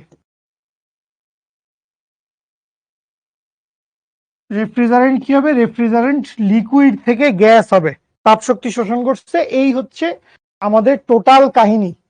এই হচ্ছে আমাদের টোটাল কাহিনী। দেখেন, এই জিনিস মোস্ট প্রবাবলি আমাদের টেক্সট বইতে নাই। তো আমি এইটা খুব আমার বেসিক কনসেপশন থেকেই আমি আপনাকে বলে ফেলছি। এটা আসলে সত্যি যে কার্নোচক্র যেই নীতিতে কাজ করে, রেফ্রিজারেটর কাজ করে তার বিপরীত নীতিতে। মানে কার্নোচক্র ঘুরলে কেমনে ঘুরে? এই দিকে ঘুরে। কার্নোচক্র ঘুরে হচ্ছে এই দিকে, কিন্তু রেফ্রিজারেটরের চক্র ঘুরে হচ্ছে উল্টা দিকে। বাট এইটুকু ছাড়া আসলে টেম্পারেচারের কথা বলি, হিট অ্যাবজর্ব, হিট রিলিজ সেটার কথা বলি, মানে সেইটা অ্যাকচুয়ালি কার্নো সাইকেলের সাথে রেফ্রিজারেটরের সাইকেলের 100-100 মিলে না। কার্নো সাইকেলের সাথে রেফ্রিজারেটর সাইকেল 100-100 মিলে না। তো এই হচ্ছে আমাদের সাইকেল। আমি লাস্ট বার মতো সাইকেলটা যদি লাল রঙে মার্ক করে এঁকে দিই, তো এই হচ্ছে আমাদের রেফ্রিজারেটরের সাইকেল। এই হচ্ছে আমাদের রেফ্রিজারেটরের সাইকেল। তো ABCD লিখলাম না, বিন্দু দিয়ে দিয়ে বসায় দিলাম। 1 2 3 4 5। কম্প্রেশন, এটা হচ্ছে 1 নাম্বার ধাপ। কন্ডেনসেশন, এইটা হচ্ছে 2 নাম্বার ধাপ। থ্রোটলিং, এইটা হচ্ছে 3 নাম্বার ধাপ। ইভাপোরেশন, এইটা হচ্ছে 4 নাম্বার ধাপ। কন্ডেনসেশন হচ্ছে 2 নাম্বার ধাপ। দ্যাটস অল বাচ্চা লোক। ব্রেক কি একেবারে ক্লাস শেষ করে দিব? এই জন্যই টেনে পড়াই দিছি। সুস্মিতা ঘোষ, কি বুঝোস নাই? কিচ্ছু বুঝি নাই। হ্যাঁ, আজান দিয়ে দিছে, জানি জানি আজান দিয়ে দিছে, কিছু করে নাই। স্ক্রিনশট নেওয়ার কি খুব বেশি দরকার আছে? একান্তই ব্যক্তিগত খুশি, কোনো সমস্যা নাই। কুলিং ফ্যান ঠান্ডা করে। কুলিং ফ্যানটা কোথায়? কুলিং ফ্যান হচ্ছে ওই কন্ডেন্সারে ঢুকার আগে। কন্ডেন্সার তো হচ্ছে একদম জমায় ফেলবে, পুরা গ্যাসটাকে লিকুইড করে ফেলবে। কন্ডেন্সারে ঢোকার আগে যেই গ্যাসটা থাকে ওইটাকে প্রাইমারিলি ঠান্ডা করে হচ্ছে কুলিং ফ্যান। প্রাইমারিলি ঠান্ডা করে হচ্ছে কুলিং ফ্যান। কোন ইঞ্জিন প্রত্যাগামী নাকি অপ্রত্যাগামী কিভাবে বুঝবো? আচ্ছা, ওকে। কোশ্চেনে বলে দেওয়া থাকবে যে প্রত্যাগামী ইঞ্জিন বা অপ্রত্যাগামী ইঞ্জিন বলে দেওয়া থাকতে পারে, এটা হচ্ছে একটা উপায়। 2 নম্বর উপায় হচ্ছে কার্নো ইঞ্জিন। কার্নো ইঞ্জিনের থিওরি হচ্ছে প্রত্যাগামী ইঞ্জিন। আর 3 নম্বর কথা হচ্ছে যে কোনো বাস্তব ইঞ্জিন, যত রকম বাস্তব ইঞ্জিন আছে সকল বাস্তব ইঞ্জিন অপ্রত্যাগামী ইঞ্জিন। সকল বাস্তব ইঞ্জিন অপ্রত্যাগামী, ঠিক আছে? শুধুমাত্র কার্নো ইঞ্জিন, থিওরিটিক্যাল ইঞ্জিন, সেটা প্রত্যাগামী, ঠিক আছে? কার্নো ইঞ্জিন, থিওরিটিক্যাল ইঞ্জিন প্রত্যাগামী। রেফ্রিজারেন্টটা বেসিক্যালি ওই যে ফ্রিজের ভেতরে যেই নলটা পেঁচানো থাকে, ঠিক আছে? ফ্রিজের পেছনে বা ফ্রিজের ভেতরে ফ্রিজটা খুললে উপরের মানে লাইট টাইট জ্বলে যেই জায়গায়, তার ভিতরে তুমি তাকাইলে দেখবা একটা পেঁচানো একটা তারের কুণ্ডুলি আছে। তো এরকম পেঁচানো তারের কুণ্ডুলি পুরা রেফ্রিজারেটর জুড়েই আছে। এরকম পেঁচানো তারের কুণ্ডুলি এই পুরা রেফ্রিজারেটর জুড়েই আছে। এই যে কি কালারে লিখলে দেখা যায়, পাজল। এই যে এখান থেকে, এই যে এখান থেকে, এই যে এখানে এখানে এইটা হচ্ছে রেফ্রিজারেন্ট। রেফ্রিজারেন্ট এখানে থাকে, এই নলের ভিতরে থাকে হচ্ছে রেফ্রিজারেন্ট। রেফ্রিজারেন্ট কি? এমন একটা পদার্থ যেটা চাইলে যে কোনো সময় হচ্ছে মানে অবভিয়াসলি কিছু কন্ডিশন মেনটেন করে এটাকে তরলীভূত করা যায়। তরল পরিণত হইলে এইটা তাপশক্তি শোষণ করে নিতে পারে, আবার গ্যাসে পরিণত করা যায়, তখন তাপশক্তি বর্জন করতে পারে। তো রেফ্রিজারেন্ট থাকে হচ্ছে এই পেঁচানো কয়েলের ভিতরে। রেফ্রিজারেন্ট একই সাথে না, কখনো কখনো তরল, কখনো কখনো গ্যাস। ইভাপোরেশনের কাজ কি? ইভাপোরেশন হচ্ছে বাষ্পে পরিণত করে, লিকুইড রেফ্রিজারেন্টটাকে বাষ্প বা গ্যাসে পরিণত করে। ইভাপোরেশন বাষ্পীভূত হয়, বাষ্পে পরিণত করে। ঠিক আছে, সলিনয়েড পাইছে কোত্থেকে আল্লাহ মালুম। এই চিত্র এক্সামে আঁকা লাগবে না, না এই চিত্র এক্সামে আঁকা লাগবে না। আপনাদেরকে রেফ্রিজারেটরের গঠন ও কার্যনীতি পরীক্ষায় জিজ্ঞেস করবে না। তুমি মাইর খাবা, ঘুম বাদ দিয়ে ক্লাস করছো মানে। বিকাল 5টার সময় ঘুম কি? এটা তো প্রচন্ড অস্বাস্থ্যকর সময় ঘুমানোর জন্য। আলহামদুলিল্লাহ স্যার, আমারও আপনাকে অনেক ভালো লাগে। আপনার কথা তো সবাই বলে, মেহেদি বলে, ছাত্র ছাত্রী নির্বিশেষে সবাই বলে। এসভি লিখে মেহেদি। স্টেপ 1 এর স্লাইডটা দেখান। এই নেন স্টেপ 1 এর স্লাইড, স্টেপ 1 এর স্লাইড। সৌরভ ভাই আসছিল, চলে গেছে। সৌরভ ভাইয়ের সম্ভবত কোন একটা ক্লাস চলতেছে। এসভি চলে গেছে, বিদায় নিছে মাত্রই। না আমি আরো একটা ক্লাস, হ্যাঁ অ্যাডভান্স প্রবলেম সলভিং এর আরেকটা ক্লাস নিব। অ্যাডভান্স প্রবলেম সলভিং এর আরেকটা ক্লাস নিব। বাট আজকের ক্লাসটা নিয়ে ভালো লাগছে। মোটামুটি 3-4-5টা প্রবলেম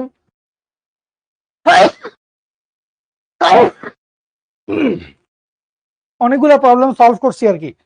তো ভালো হয়েছে। ওকে ঠিক আছে, তাহলে আজকের মতো এই পর্যন্তই। দেখা হবে ইনশাল্লাহ নেক্সট ক্লাসে, অ্যাডভান্স প্রবলেম সলভিং এর ক্লাসে। আর যেহেতু ধরেন একটা সেশন এন্ডিং একটা ব্যাপার চলে আসছে, আপনাদের একটা কোয়ার্টার শেষ হচ্ছে, তো কোনো চাওয়া পাওয়া দাবি দেওয়া থাকলে বলতে পারেন। যা কিছু ভালো যা কিছু খারাপ সবকিছু আগে আমাদেরকেই বললেন। তো কোয়ার্টার 2 আমি জানি না, নিউটনীয় বলবিদ্যার যদি সব ক্লাস হয়ে থাকে তাহলে আমার এই চ্যাপ্টারে আর একটাই ক্লাস বাকি আছে, ওইটা মোস্ট প্রবলি রবিবার। অ্যাডভান্স প্রবলেম সলভিং এর ক্লাস রবিবারে। আমি বললাম তো যে ডিসেম্বরের 24 তারিখের মধ্যে ইনশাল্লাহ শেষ হয়ে যাবে। ডিসেম্বরের 24 তারিখের মধ্যে শেষ হয়ে যাবে। তো যে লাইনটা লেখা আছে এখানে প্রায় সবগুলা শব্দের অর্থই আপনারা জানেন।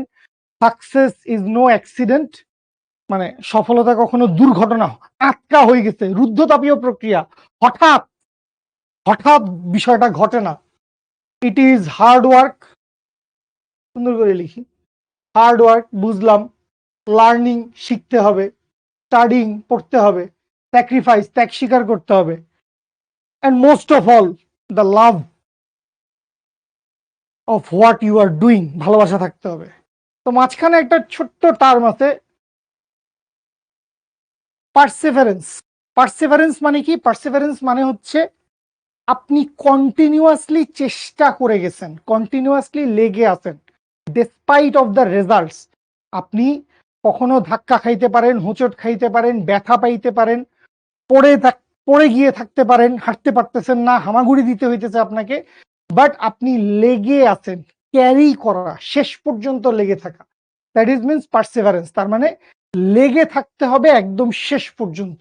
অ্যান্ড অবভিয়াসলি যা করতেছেন সেটার প্রতি ভালো লাগা, ভালোবাসা থাকতে হবে।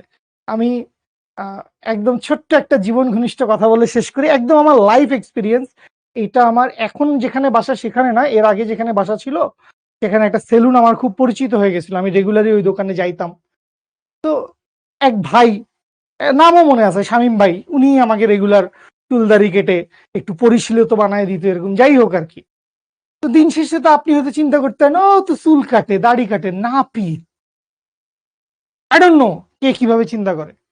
উনি একদিন, শামীম ভাই একদিন আমাকে বলল, আরে ভাই আসছেন, দেন আমি ফুলের বাগানটা সাজায় দিই।